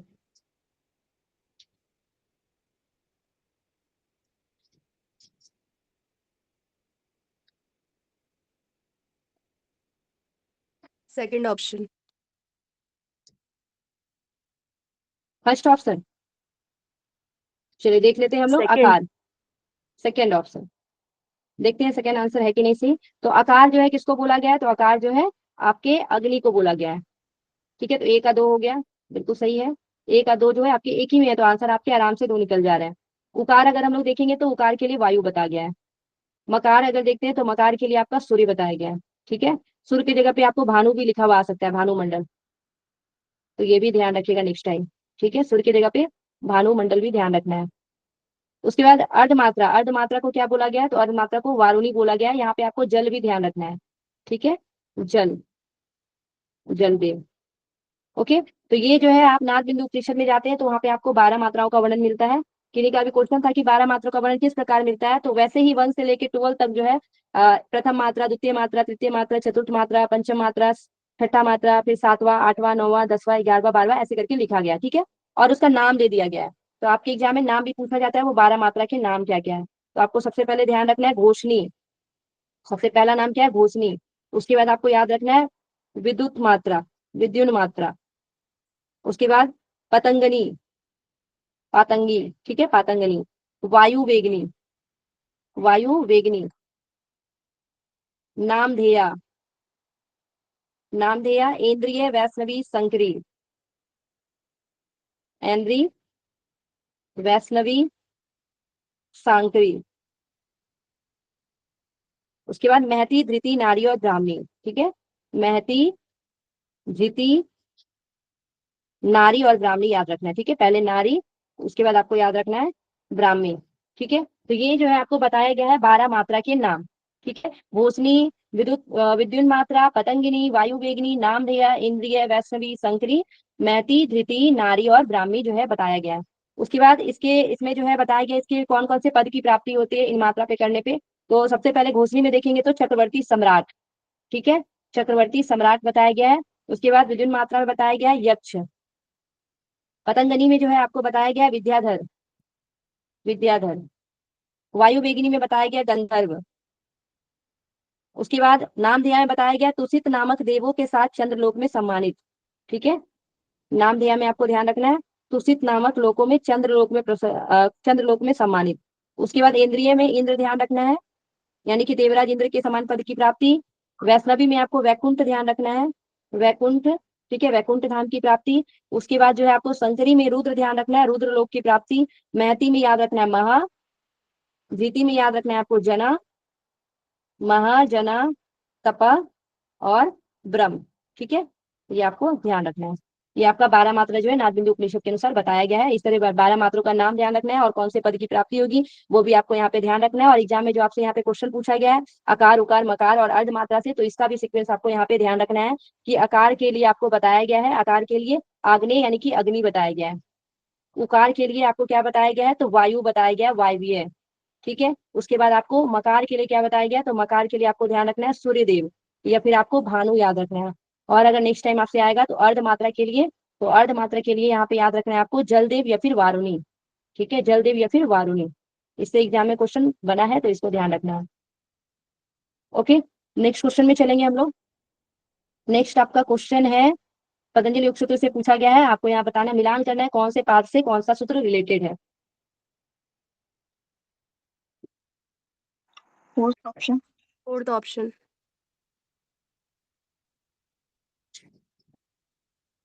ऑप्शन 4। ऑप्शन क्या बोल रहे हैं, Fourth. 4 चौथा। Option fourth. Okay, fourth answer बता रहे हैं।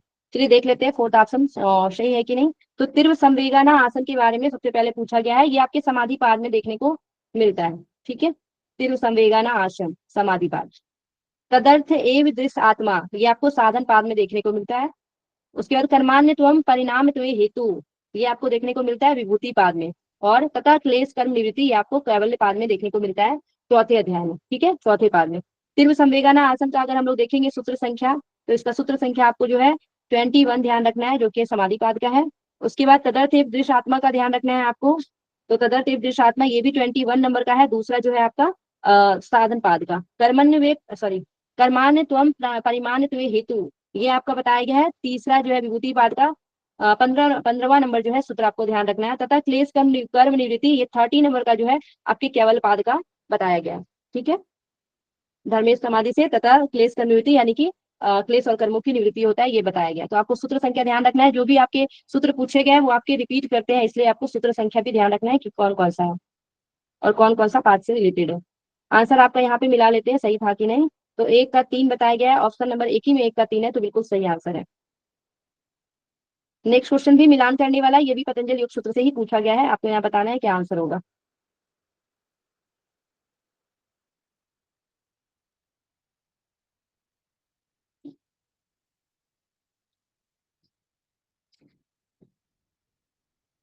Second option. सेकंड ऑप्शन, चलिए देख लेते हैं। सबसे पहले दृक् शक्ति बोला गया है, दृक् शक्ति क्या है, तो क्रूस हो जाएगा। 1 का जो है आपका 5 नंबर है, 2 नंबर एक ही आंसर में देखिए, एक ही में 5 बताया गया है, तो बिल्कुल जो है आपका 2 नंबर सही होगा। दर्शन शक्ति, दर्शन शक्ति क्या हो जाएगा, तो बुद्धि हो जाएगा, बुद्धि यानी कि यहाँ पे प्रकृति, यहाँ पे ध्यान रखना है। उसके बाद यहाँ पे विशेष, विशेष पूछे गए तो विशेष में आपके ज्ञान इंद्रिया, अविशेष, अविशेष में आपके तन्मात्रा आ जाएंगे, और अलिंग में जो है मूल प्रकृति आ जाएंगे। ठीक है, तो आपको यहाँ पे ध्यान रखना है, एक सूत्र है आपका विशेष, विशेषा विशेष लिंग मात्रा लिंगानी गुण प्रमाणानी। ठीक है, 19 नंबर का आपका जो है सूत्र ये बताया गया है, जो कि आपको साधन पाद में देखने को मिलता है, और वहां से ये वाला जो है तीनों आपके रिलेट करते हैं। इसमें विशेष जो है, विशेष में 16 तत्व आते हैं। ठीक है, 16 तत्व यहाँ पे आते हैं, कौन कौन से आते हैं, तो 11 इंद्रियां आते हैं। ठीक है, 11 इंद्रिय, पंच महाभूत और एक मन आता है। ठीक है, 11 इंद्रिय, पंच महाभूत और एक मन आता है, टोटल जो है आपके यहाँ पे 16 बताए गए हैं। उसके बाद हम लोग देखेंगे अविशेष में 6 बताया गया है, अविशेष में 6 बताया गया है, जिसमें पंच तन्मात्रा और एक अहंकार बताया गया है। ठीक है, लिंग में जो है महद यानी बुद्धि बताया गया है, लिंग में महद यानी कि बुद्धि, और अलिंग में मूल प्रकृति बताया गया है। ठीक है, अलिंग में मूल प्रकृति बताया गया है, तो ये आपको ध्यान रखना है। ओके, आपका आंसर जो है 2 नंबर होगा। नेक्स्ट क्वेश्चन में चलेंगे हम लोग। नेक्स्ट आपका क्वेश्चन में बताया गया है, यहाँ भी मिलान करना है, और ये भी आपके पतंजलि योग सूत्र से पूछा गया है। Fourth option.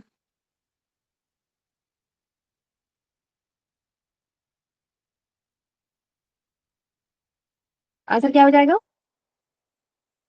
Fourth option. Okay चलिए देख लेते हैं। पूर्वे शाम अपनी गुरु कालेनान वच्छेदात, ये ईश्वर के बारे में बताया गया है। ठीक है, तो देखेंगे 1 का 2 एक ही में बताया गया, तो यही आपका आंसर हो जाएगा। ठीक है, हृदय चित्त संवित, ये आपके जो है विभूति पाद में ये देखने को मिलता है। ततो द्वंदान भी घाता, तो ये आसन के बारे में बोला गया है ना, आसन के बारे में। उसके बाद स तू दीर्घ काल नैरंत सत्कारा सेवितो दृढ़ भूमि, ये आपके अभ्यास के बारे में बोला गया है। अब देख लेंगे कि सूत्र संख्या कितना कितना बताया गया है। तो हम लोग समाधि पाद का जो है पहला जो आपका समाधि पाद का 26 नंबर जो सूत्र है, उसमें आपको बताया गया पूर्वे सामपी गुरु कालेनान वच्छेदन, ये ईश्वर के बारे में बताया गया। 23 से लेकर 29 तक आपको ईश्वर के बारे में समाधि पाद में देखने को मिलता है। हृदय चित्त संवितम अगर देखेंगे तो ये 34 नंबर सूत्र में आपको देखने को मिलता है, 34 तीसरा यानी विभूति पाद का 34 नंबर। ततो द्वंदान विघाता देखते हैं तो ये आपके साधन पाद के 48 नंबर सूत्र में देखने को मिलता है। तथा द्वंदान विघाता, ये आसन के बारे में बताया गया। 46, 47 एंड 48 ये टोटल आसन के बारे में यहाँ पे बताया गया, आसन से रिलेटेड है, तो आपके 48 नंबर यहाँ पूछे गए। स तू दीर्घकाल नैरंत सत्कारा सेवितो दृढ़ भूमि, ये आपके जो है साधन समाधि पाद से पूछा गया है, जो कि 14 नंबर का ये सूत्र है। ठीक है, तो ये आपको ध्यान रखना है कौन से सूत्र से रिलेटेड है। नेक्स्ट क्वेश्चन में चलेंगे, ये भी मिलान करने वाला है। यहाँ पे आपसे पूछा गया है, बोन से रिलेटेड क्वेश्चन है और मिलाने के लिए पूछा गया। आपको हिप बोन के बारे में पता है, रिस्ट बोन के बारे में पता है, आप आराम से इसको आंसर लगा सकते हैं, 2 का भी पता हो तो, क्योंकि ऑलरेडी इन दोनों के बारे में क्लास में चर्चा हो चुकी है।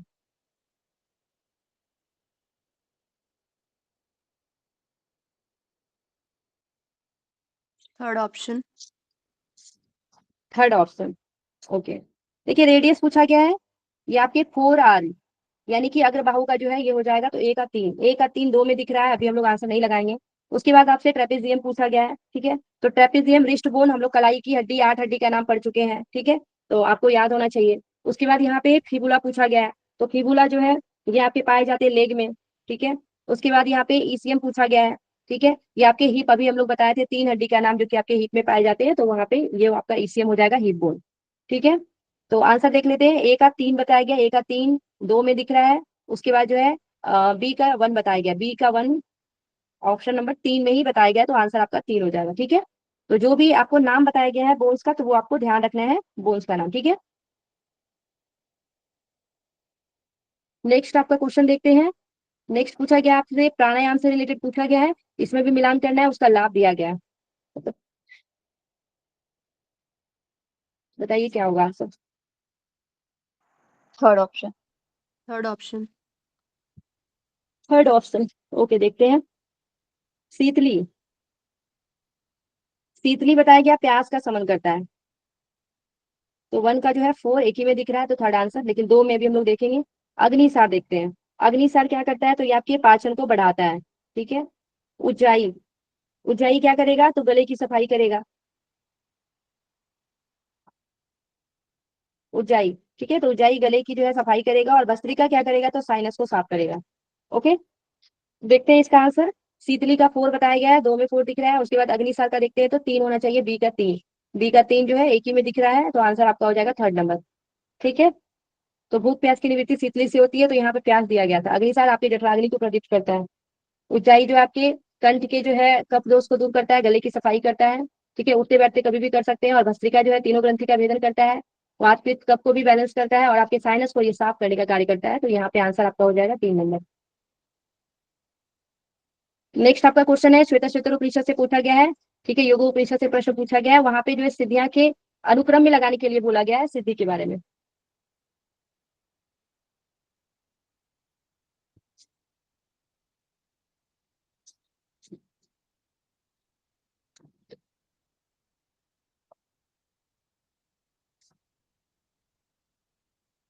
बताइए आंसर क्या होगा।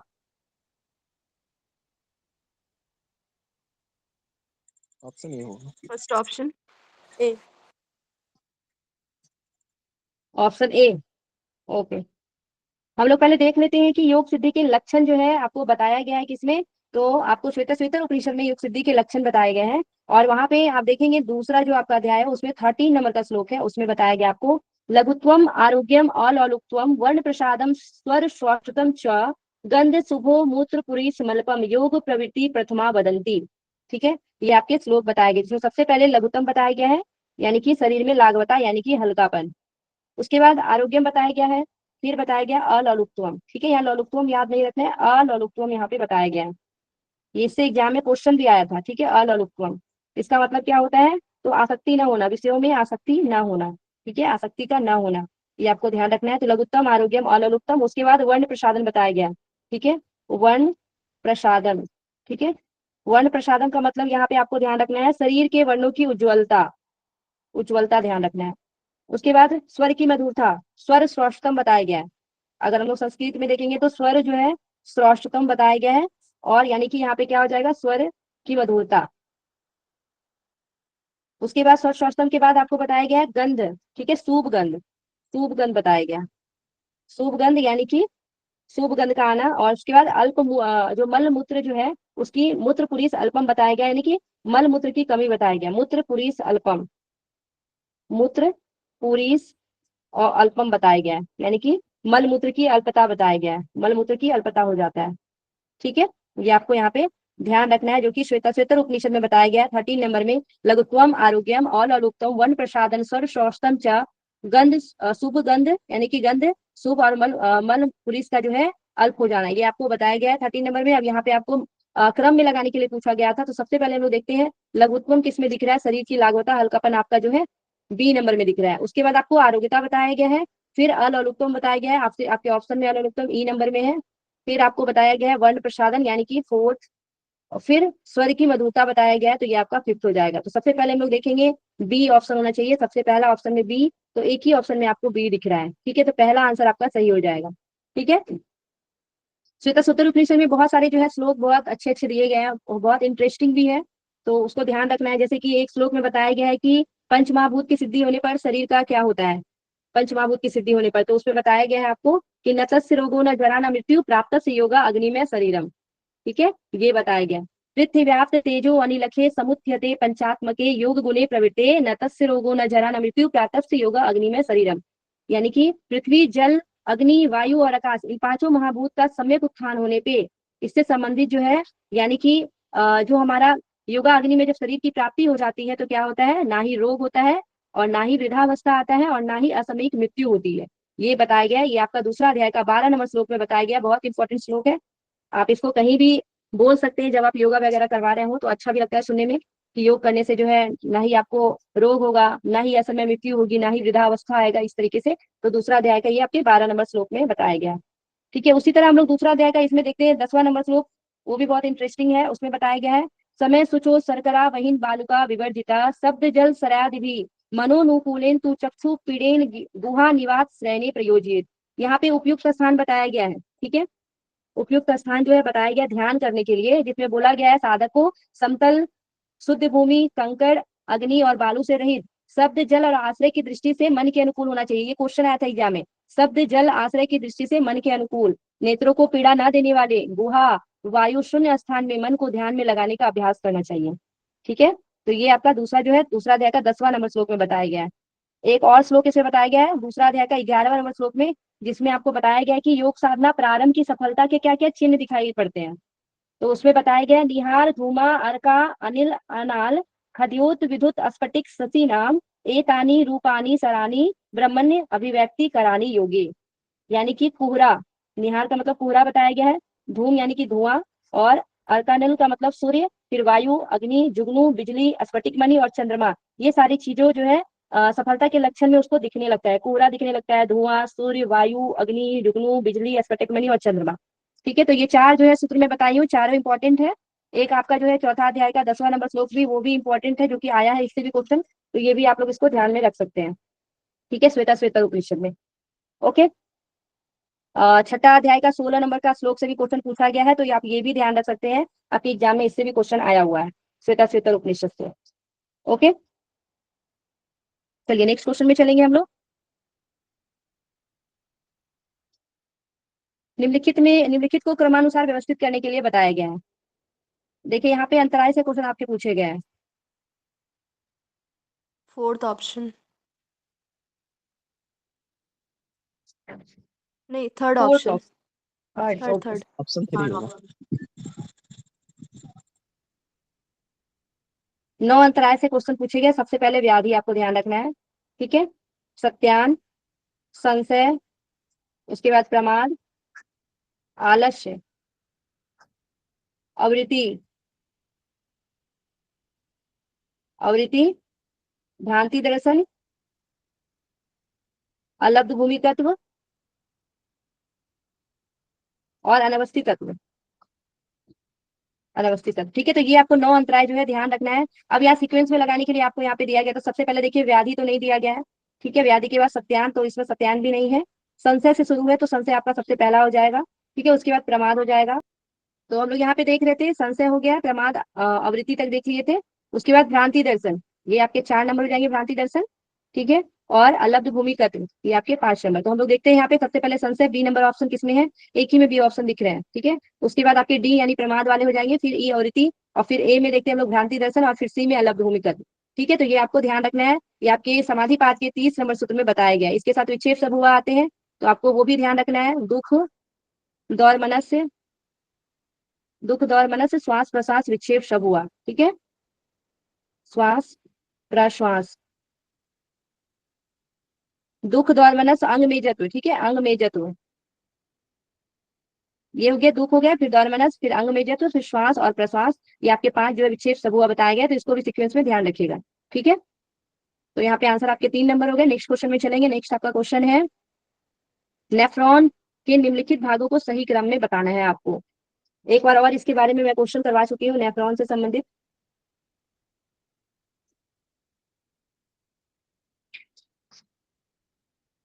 बताइए आंसर क्या होगा।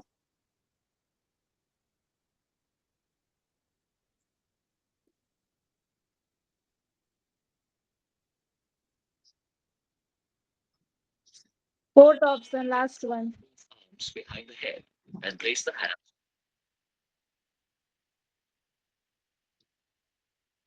फोर्थ ऑप्शन, फोर्थ ऑप्शन, चलिए देख लेते हैं पहले, उसके बाद फिर हम लोग लगाएंगे।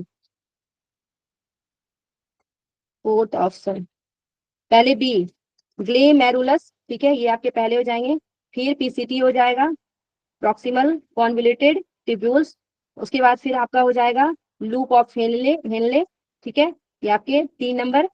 और उसके बाद जो है डीसीटी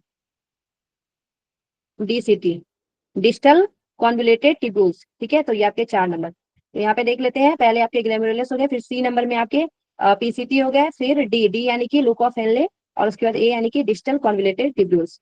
बिल्कुल सही है। और भी हम लोग इससे आगे भी सीक्वेंस देख लेते हैं। सबसे पहले आपको एफरेंट और इफरेंट याद रखना है, एफरेंट और इफरेंट ध्यान रखना है, ठीक है। एग्जाम में एफरेंट और इफरेंट को भी सीक्वेंस में लगाने के लिए दिया गया था, तो एफरेंट के जस्ट बाद इफरेंट ध्यान रखना है, ठीक है। उसके बाद ग्लोमेरुलस याद रखना है, एंड नेक्स्ट बोमेन कैप्सूल, बोमेन संपूर्ण ध्यान रखना है, ठीक है, बोमेन संपूर्ण। उसके बाद हम लोग देखेंगे पीसीटी, ठीक है, पीसीटी जिसको प्रॉक्सिमल कॉन्वोल्यूटेड ट्यूब्यूल्स बोलते हैं। उसके बाद जो है डिसेंडिंग लूप देखेंगे, डिसेंडिंग लूप। उसके बाद हेनले लूप देखेंगे, लूप ऑफ हेनले जिसको बोला जाता है, तो इसको हम लोग हेनले लूप बोलते हैं। उसके बाद आपको ध्यान रखना है असेंडिंग लूप के बारे में, असेंडिंग लूप। एंड नेक्स्ट जो है आपको डीसीटी याद रखना है, पीसीटी के बाद फिर आपका डीसीटी जो है दूर होता है, ठीक है, तो डीसीटी आपको ध्यान रखना है, डिजिटल कॉन्वोल्यूटेड ट्यूब्यूल्स जिसको बोलते हैं। फिर आपके कलेक्टिंग डक्ट आ जाएंगे, ठीक है, कलेक्टिंग डक्ट के बाद रीनल पैपिला याद रखना है, रीनल पैपिला। उसके बाद आपको ध्यान रखना है रीनल पैपिला के बाद पेल्विस, यूरेटर जिसको हम लोग मूत्रवाहिनी बोलते हैं, मूत्रवाहिनी। और यूरिनरी ब्लैडर इसके बाद याद रखना है, यूरिनरी ब्लैडर, मूत्राशय।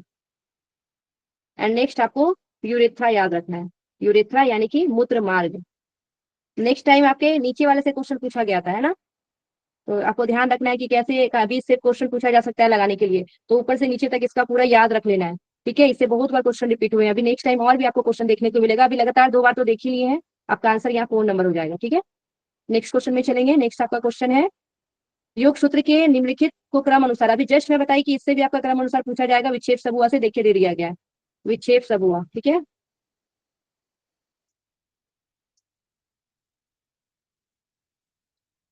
Third option. Third option, okay. तो सबसे पहले आपका दुख हो जाता है, पहला ऑप्शन में सी एक ही में दिख रहा है, तो आराम से आप यहाँ पे आंसर भी लगा सकते हैं, कोई इसमें ओलझोल नहीं है, ठीक है, एक ही ऑप्शन से आप आराम से मिला सकते हैं। तो पहले दुख बताया गया है, उसके बाद आपको दौर्मनस, दुख दौर्मनस, फिर अंग में जत्व बताया गया है 3 नंबर में, फिर श्वास और प्रश्वास बताया गया है, ठीक है।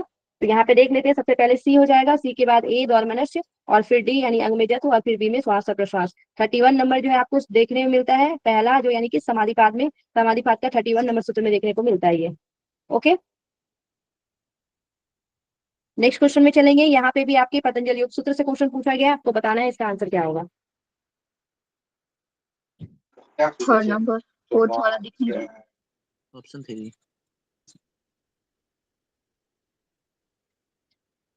मैत्री करुणा मुदितोपेक्षा नाम सुख दुख पुण्य पुण्य विषया नाम भावनात् चित्त प्रसादनम। ये आपको 33 फोर्थ नंबर, क्या हो जाएगा ऑप्शन फोर्थ। फोर्थ। मित्रता किसके साथ करेंगे, तो सुखी व्यक्ति के साथ मित्रता करना है, एक का थर्ड बताया गया, 2 में थर्ड आंसर है, और भी देखना पड़ेगा अभी। करुणा का क्या बताया गया, दुखी के साथ करुणा का व्यवहार करना है, तो आपका जो है बी का 2 होना चाहिए, बी का 2। ये आपके अभी भी 2 में दिख रहा है, ठीक है, अभी भी आपको तीसरा भी यानी पता होना चाहिए। मुदिता का मतलब यहाँ पे क्या बताया गया है, तो मुदिता का मतलब पुण्य जो है वान हो जाएगा, ठीक है, पुण्यवान। उपेक्षा किसकी करेंगे, तो अपुण्यवान की उपेक्षा करेंगे, ठीक है। तो मुदिता सी का जो है 4 बताया गया, सी का 4, देखिए आपका 4th नंबर आंसर में सी का 4th बताया गया, बाकी 2 सिमिलर था, ठीक है। सी नंबर से आपका आंसर जो है पूरा क्लियर हो गया, तो 4th नंबर आपके आंसर होंगे, ठीक है। इस तरीके से आपको यहाँ ध्यान देना है। आपके जो है समाधिपाद के 33 नंबर सूत्र में बताया गया है, मैत्री करुणा मुदितोपेक्षा नाम सुख दुख पुण्य पुण्य विषयानाम भावनात् चित्त प्रसादनम। चित्त प्रसादन के उपाय बताए गए 33 एंड 34 नंबर सूत्र में, आपको ध्यान रखना है, ठीक है। 33 एंड 34 नंबर का सूत्र, उसको चित्त प्रसादन बोला जाता है, दोनों आपको एक साथ जो है ध्यान रखना है, ओके। 34 नंबर में क्या बताया गया आपको, प्रच्छर्दन विधारणाभ्याम व प्राणस्य, ठीक है, प्रच्छर्दन विधारणाभ्याम व प्राणस्य, चित्त शुद्धि, चित्त प्रसादन, भावना चतुष्टय, ये सारे चीज के नाम से हम लोग इसको जानते हैं, भावना चतुष्टय भी इसको ध्यान रखिएगा। उसके साथ चित्त शुद्धि के उपाय भी बोले जाते हैं, ठीक है। चित्त प्रसादन भी बोला जाता है। तो ये सारी चीजें, ये दो आपके जो सूत्र हैं, ये दोनों सूत्र को बोला जाता है, ये दो सूत्र है, ठीक है। प्रसादन विधानाभ्याम वा प्राणश और मैत्री करुणा मुदितो प्रेक्षानाम सुख दुख पुण्यापुन विषयानाम भावना चित्त प्रसादनम। नेक्स्ट हम लोग क्वेश्चन में चलेंगे। नेक्स्ट आपका क्वेश्चन है कि योगाभ्यास के अध्यापन पाठ्य योजना के अनुसार सही क्रम में लगाना है आपको। चलिए देख लेते हैं हम लोग। सबसे पहले यहाँ पे पाठ का प्रस्तुतिकरण है, फिर व्यक्तित्व अभ्यास है, उसके बाद जो है समूह अभ्यास बताया गया और प्रश्न पूछना बताया गया है ना। तो यहाँ पे हम लोग देख लेते हैं। आप लोग फर्स्ट आंसर बोल रहे हैं। पहले आपके ए हो जाएंगे, पाठ का नहीं, प्रस्तुतिकरण फोर्थ करेंगे। बोला मैं, फोर्थ। Fourth, okay fourth. देखते हैं फोर्थ आंसर सही है कि नहीं। तो पहले पाठ का प्रस्तुतिकरण ए, फिर बी में व्यक्तित्व अभ्यास बताया गया है, उसके बाद फिर डी में समूह अभ्यास करेंगे और फिर सी में प्रश्न उत्तर करेंगे। बिल्कुल सही है, आंसर जो है आपका 4 वाला होगा। सिर्फ ए भी सही है, फिर डी का और सी का जो है सीक्वेंस चेंज हुआ है, ठीक है। बाकी जो है यहाँ पे वही बताया गया है। अब हम लोग अगर देख लेंगे योगाभ्यास के अध्यापन विधि पुस्तक के अनुसार, तो वहाँ पे जो है कुछ चीजें बताई गई कि सबसे पहले हम लोग वातावरण का निर्माण करते हैं, ठीक है। वातावरण का निर्माण करेंगे, उसके बाद योगा अभ्यास का जो है शुरुआत करेंगे, योगा अभ्यास का शुरुआत करते हैं। फिर उसके बाद हम लोग करेंगे अभ्यास का विश्लेषण, अभ्यास का विश्लेषण करते हैं। अभ्यास के विश्लेषण के बाद जो है व्यक्तित्व अभ्यास करते हैं, ठीक है। व्यक्तित्व अभ्यास करेंगे, उसके बाद हम लोग समूह अभ्यास करते हैं, समूह अभ्यास।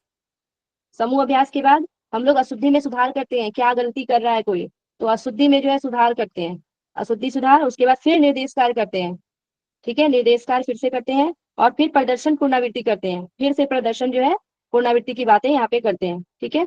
पुनरावृत्ति, प्रदर्शन पुनरावृत्ति, और फिर अभ्यास की पुनरावृत्ति, अभ्यास पुनरावृत्ति, और फिर प्रदर्शन पुनरावृत्ति। 2 बार 3 बार जो हम लोग प्रदर्शन पुनरावृत्ति की यहाँ पे देखेंगे।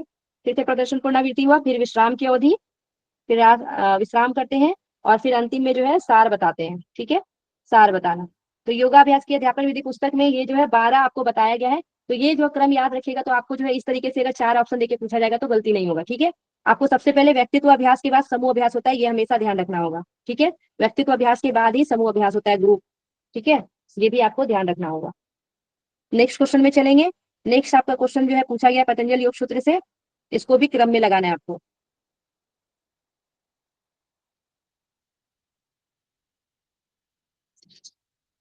ऑप्शन नहीं दिखता है। ओके, ऑप्शन देख लीजिए।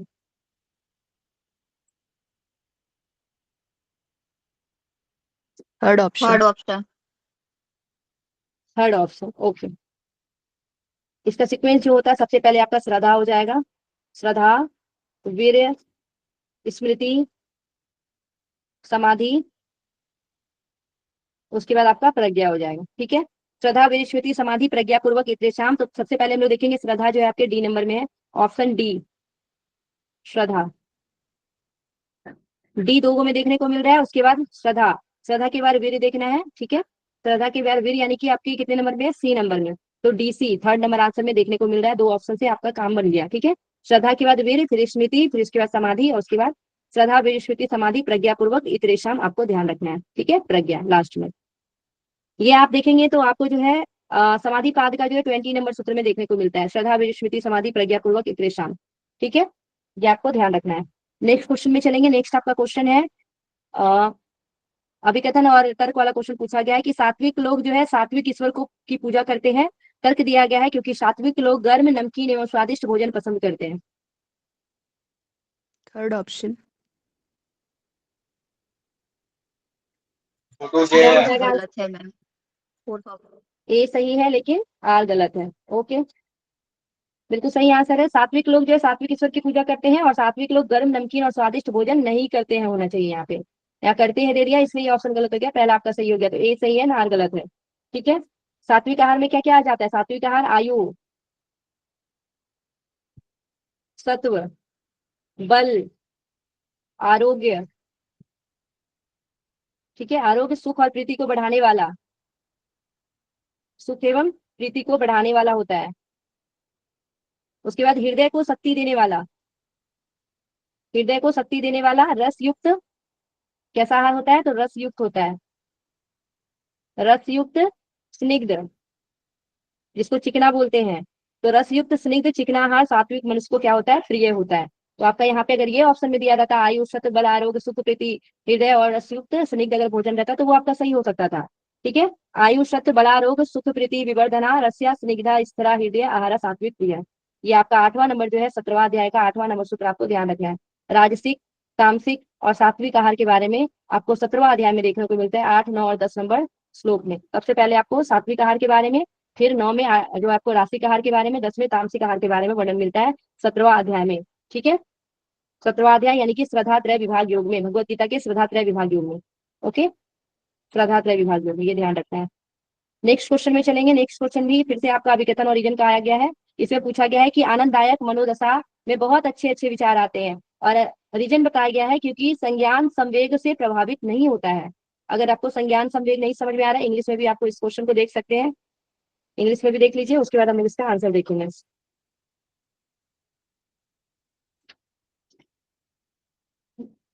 B option. B option, okay. देखिए यहाँ संज्ञान जो संवेग बताया गया है, संज्ञान का मतलब होता है आपका सम्यक ज्ञान। ठीक है, सम्यक याद रखना है। ठीक है, संवेग यहाँ भावना संबंधित रखना है, तो सम्यक भावना ये आप इसको समझ सकते हैं। तो पहला आपसे पूछा गया है कि आनंददायक मनोदशा बहुत अच्छे अच्छे विचार आते हैं, ये बिल्कुल सही बात है। दूसरा बात बोला गया है कि जो सम्यक भावना जो होता है, जो संज्ञान आवेग होता है से प्रभावित नहीं होता है। सम्यक जो है भावना से प्रभावित नहीं होता है, ये बात भी सही है, लेकिन एक दूसरे को ये रिलेट नहीं कर रहा है। इस वजह से आपका आंसर जो है 2 नंबर होगा। आर की सही व्याख्या नहीं कर रहा है। ऊपर में आनंददायक की बात कर रहा है, यहाँ पे सम्यक यानी संज्ञान संवेग की बात कर रहा है, तो बिल्कुल डिफरेंट बातें हैं, लेकिन सही है। नेक्स्ट क्वेश्चन में चलेंगे। ये भी अभिकथन रीजन का क्वेश्चन है। आपसे अभिकथन पूछा गया है कि योग कार्यक्रम में प्रेरणा के साथ प्रदर्शन विधि का उच्च जो है शैक्षणिक महत्व है। रीजन बताया गया है क्योंकि देखकर विश्वास करना और करके सीखने के सिद्धांत का समर्थन करता है, और यह सैद्धांतिक तथा प्रायोगिक शिक्षण का सम्मिश्रण है। A option. ऑप्शन ये होना चाहिए। क्या हो जाएगा आंसर बताइए। ए। A option. ओके, 1 ही आंसर होगा, क्योंकि यहाँ पे देखिए साफ साफ क्या बोला गया है कि योग जो कार्यक्रम है, योग कार्यक्रम में प्रेरणा के साथ प्रदर्शन विधि का उच्च जो है शैक्षणिक महत्व है। प्रेरणा के साथ जब हम लोग प्रदर्शन करते हैं तो उसका बहुत बड़ा महत्व ये होता है कि देखकर विश्वास करना और करके सीखना। ठीक है, लर्निंग बाय डूइंग बोलते हैं ना, तो करके सीखने के सिद्धांत का समर्थन करता है, और ये सैद्धांतिक और प्रायोगिक शिक्षण का सम्मिश्रण है। तो आपका दोनों कथन सही है और एक दूसरे को ये रिलेट भी कर रहा है, इस वजह से आर की सही व्याख्या है। ठीक है, नेक्स्ट क्वेश्चन हम लोग देख लेंगे। नेक्स्ट आपका क्वेश्चन है, उड्डयन और नौली दोनों का अभ्यास बाह्य श्वसन धारण की व्यवस्था में किया जाता है। उड्डयन और नौली दोनों में अभ्यास के समय जो है उदरीय ऋण दाब जो है बनता है। A option. First option. तो फर्स्ट ऑप्शन ही होगा। ये आपके योगाभ्यास अभ्यास के अध्यापन विधि पुस्तक में जो आपको तुलना करके बताया गया ये सारी चीजों के बारे में, तो उसको जो है यहाँ पे क्या बताया गया अभिकथन में कि उड्डयन और नौली दोनों का अभ्यास बाह्य श्वसन धारण की व्यवस्था में किया जाता है, क्योंकि उड्डयन और नौली दोनों के अभ्यास से जो है समय जो है अभ्यास के समय उदरीय ऋण दाब बनता है। तो ये आपके दोनों जो है सही हो जाएंगे, आर की सही व्याख्या करता है। नेक्स्ट आपका क्वेश्चन देख लेंगे हम लोग। यहाँ पे आपसे पतंजलि योग सूत्र से अभिकथन रीजन दिया गया है। क्या पूछा गया है कि अविद्या के अभाव से संयोग का अभाव हान है, क्योंकि संयोग का कारण अस्मिता है, स्वशक्ति और स्वामी शक्ति के स्वरूप की प्राप्ति का कारण संयोग है। क्या ये बातें सही है, एक दूसरे को रिलेट कर रही है या फिर गलत है, बताइए। Third option. कौन सा आंसर हो जाएगा। थर्ड। ये वस्तु लखवानी जरूर न। चलिए देख लेते हैं। ऊपर में क्या बोला गया, अविद्या के अभाव से संयोग का अभाव होता है। ठीक है, संयोग का अभाव हान है। एक श्लोक है तत्स्य ये वाला, तद्भावा संयोगो भावो हानम तद्दृश्य कैवल्यम, यानी कि अविद्या का अभाव होने से दृष्टा और दृश्य के संयोग का अभाव हो जाता है। ठीक है, अविद्या के अभाव होने से पुरुष और प्रकृति के संवेग का भी क्या हो जाता है, अभाव हो जाता है, यानी हान हो जाता है। ठीक है, तद्भावा संयोगो भावो हानम तद्दृश्य कैवल्यम, तो ये श्लोक से आप इसको पहला नंबर सूत्र को समझ सकते हैं। ठीक है, 25वां दूसरा अध्याय का 25वां नंबर सूत्र से समझ सकते हैं। उसके बाद जो है संयोग का कारण अस्मिता यहाँ पे बताया गया है। ठीक है, जबकि दृढ़ दर्शन शक्ति एकात्मते व अस्मिता, संयोग का क्या ये जो आपको दृढ़ शक्ति और दर्शन शक्ति का संयोग जो है वो अस्मिता होता है। और यहाँ पे आपको क्या बोल दिया गया है, स्वशक्ति और स्वामी शक्ति के स्वरूप की प्राप्ति के कारण संयोग है। ठीक है, तो ये जो है गलती बता दिया गया है, गलत बता दिया गया है, इस वजह से आपका ये आंसर नहीं होगा। ठीक है, यहाँ पे आपका क्या हो जाएगा, संयोग दृक् शक्ति दृक् शक्ति और एकात्मते व अस्मिता। ठीक है, ये आपको ध्यान रखना है कि दृक् शक्ति और दर्शन शक्ति अविद्या के कारण जो है एक मान बैठते हैं, उसी को अस्मिता बोलते हैं। ठीक है, दृक् शक्ति और दर्शन शक्ति अविद्या के कारण एक मान कर जो है उसी को हम लोग अस्मिता बोलते हैं। तो यहाँ पे ये आपका अस्मिता का जो सशक्ति और स्वामी शक्ति दिया गया था, ये गलत जो है यहाँ पे डिफाइन किया गया है, इस वजह से ये आपका गलत हो जाएगा। अगर हम लोग देखेंगे दृक् शक्ति शक्ति और एकात्मते व अस्मिता, तो ये आपके 16 नंबर का जो सूत्र है वो आपको समाधि साधन पाद में देखने को मिलता है। ठीक है। और यहाँ पे एक चीज और ध्यान रख सकते हैं, तस्य हेतु विद्या, यानी कि अविद्या की वजह से दोनों का संयोग होता है। ठीक है। यहाँ पे संयोग का कारण अस्मिता बता दिया गया, अविद्या की वजह से दोनों का संयोग होता है। तो ये भी आपका यहाँ पे, इससे भी आप लोग लगा सकते हैं 24 का 2 नंबर का जो दूसरा अध्याय का 24 नंबर सूत्र। ठीक है। तो ये आप ध्यान रख सकते हैं। इसलिए पहला सही है, दूसरा गलत है, तो आंसर आपका हो जाएगा ए सही है, आर गलत है। अब आपके जो है पैराग्राफ आ गए हैं, 91 से लेके 100 तक 2 पैसेज पैराग्राफ्स आपके पूछे जाते हैं। तो हम लोग देखते हैं क्या बताया गया है, पढ़ना शुरू करते हैं। आपको यहाँ बताया गया है कि योग जो है, योग आदिकाल से अपनाई जाने वाली प्रायोगिक दर्शन शास्त्र की एक पद्धति है। योग दर्शन सांख्य शास्त्र के माध्यम से विकसित हुआ है। ठीक है। सांख्य का अर्थ होता है संख्या, और इस प्रकार सांख्य शास्त्र में जैसे जैसे जागृति बढ़ती है, वैसे वैसे व्यक्ति बाह्य वस्तुओं से लेकर आंतरिक वस्तुओं की गणना करने में समर्थ होता जाता है, और व्यक्ति अनुभव हेतु इसका समृहन तथा वर्गीकरण करता है। ज्ञान के अनुप्रयोग से ऐश्वर्य और विभूति का सृजन होता है। परम ज्ञान से व्यवहारिक ज्ञान की उत्पत्ति होती है, और उससे जो है ऐश्वर्य की प्राप्ति होती है। अतः यदि किसी व्यक्ति को तत्वों का क्रम और उनका संबंध ज्ञात हो जाता है, तो इसे अपने शरीर, मन और आत्मा तथा उससे परे संसार के परिप्रेक्ष्य में तत्वों को संशोधित करने की शक्ति प्राप्त होती है। योग सांख्य दर्शन पर पूरी तरह आधारित है, जिसमें ईश्वर को सर्वोच्च महत्व दिया गया है। योग में 26 तत्वों की मान्यता दी गई है। योग साधना में इस तत्वों का संयुग्मन अधिक महत्वपूर्ण है, जो कि अनुभूति के माध्यम से प्राप्त होती है।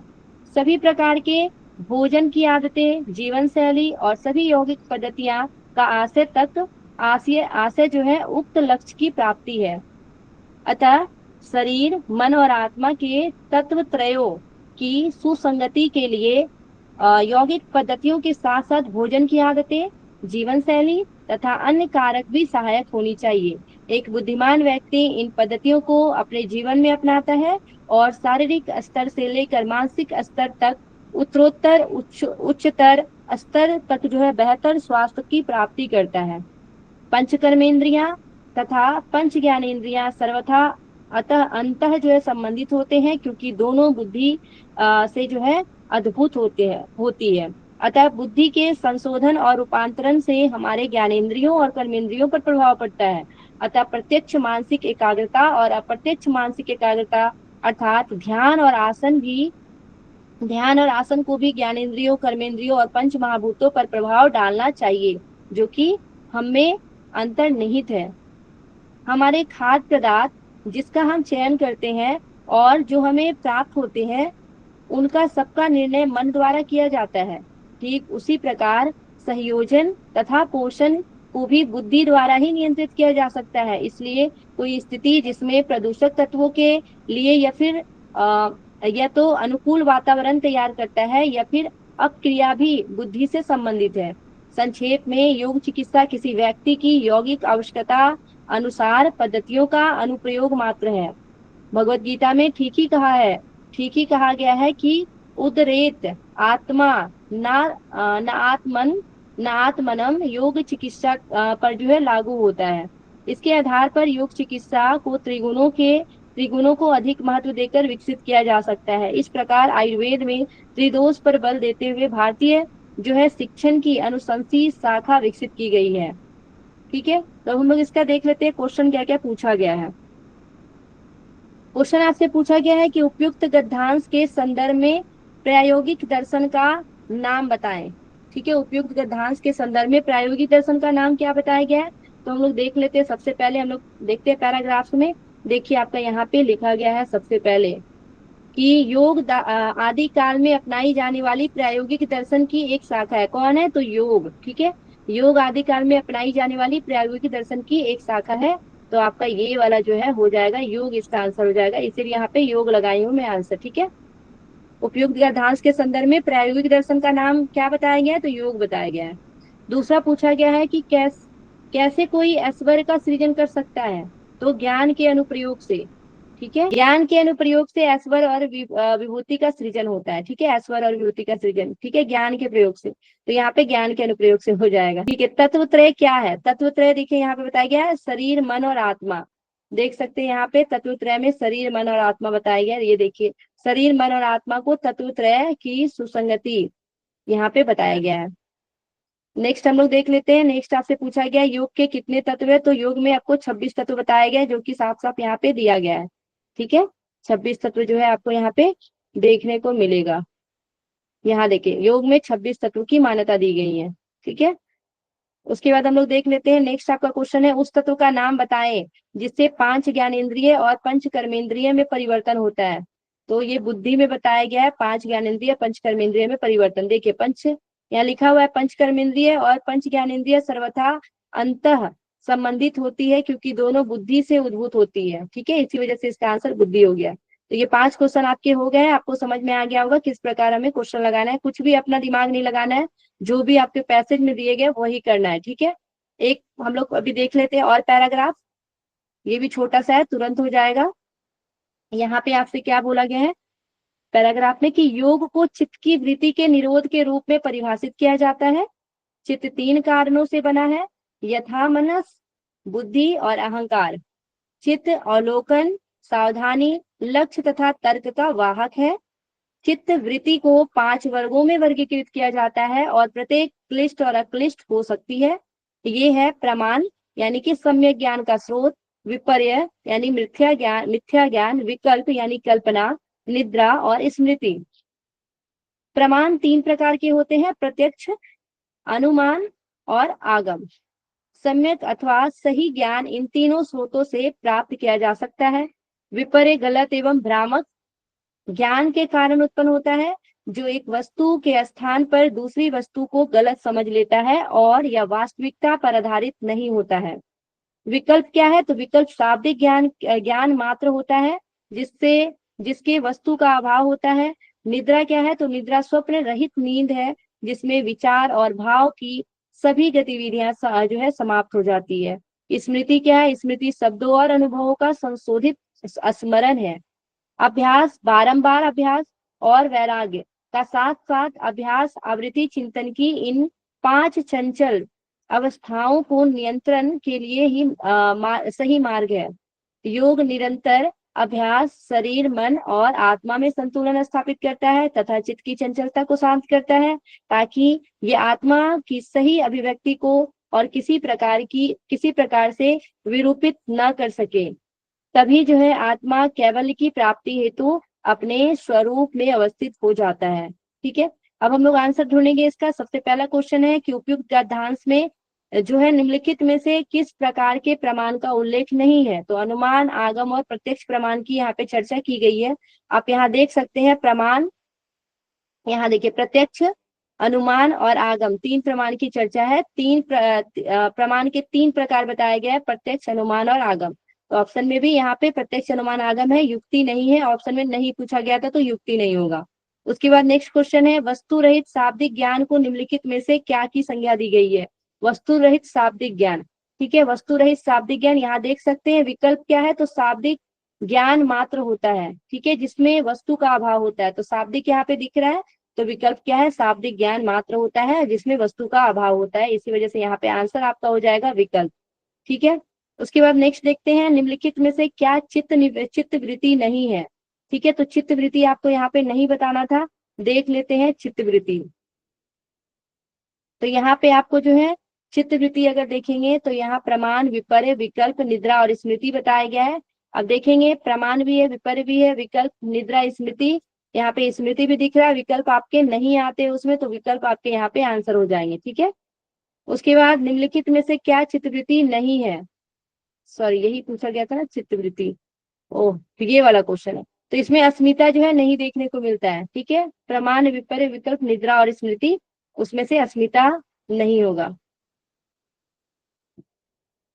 उसके बाद पूछा गया है, योग के नियमित अभ्यास से निम्नलिखित में से किनके मध्य संतुलन स्थापित होता है? तो शरीर, मन और आत्मा के मध्य संतुलन स्थापित होता है।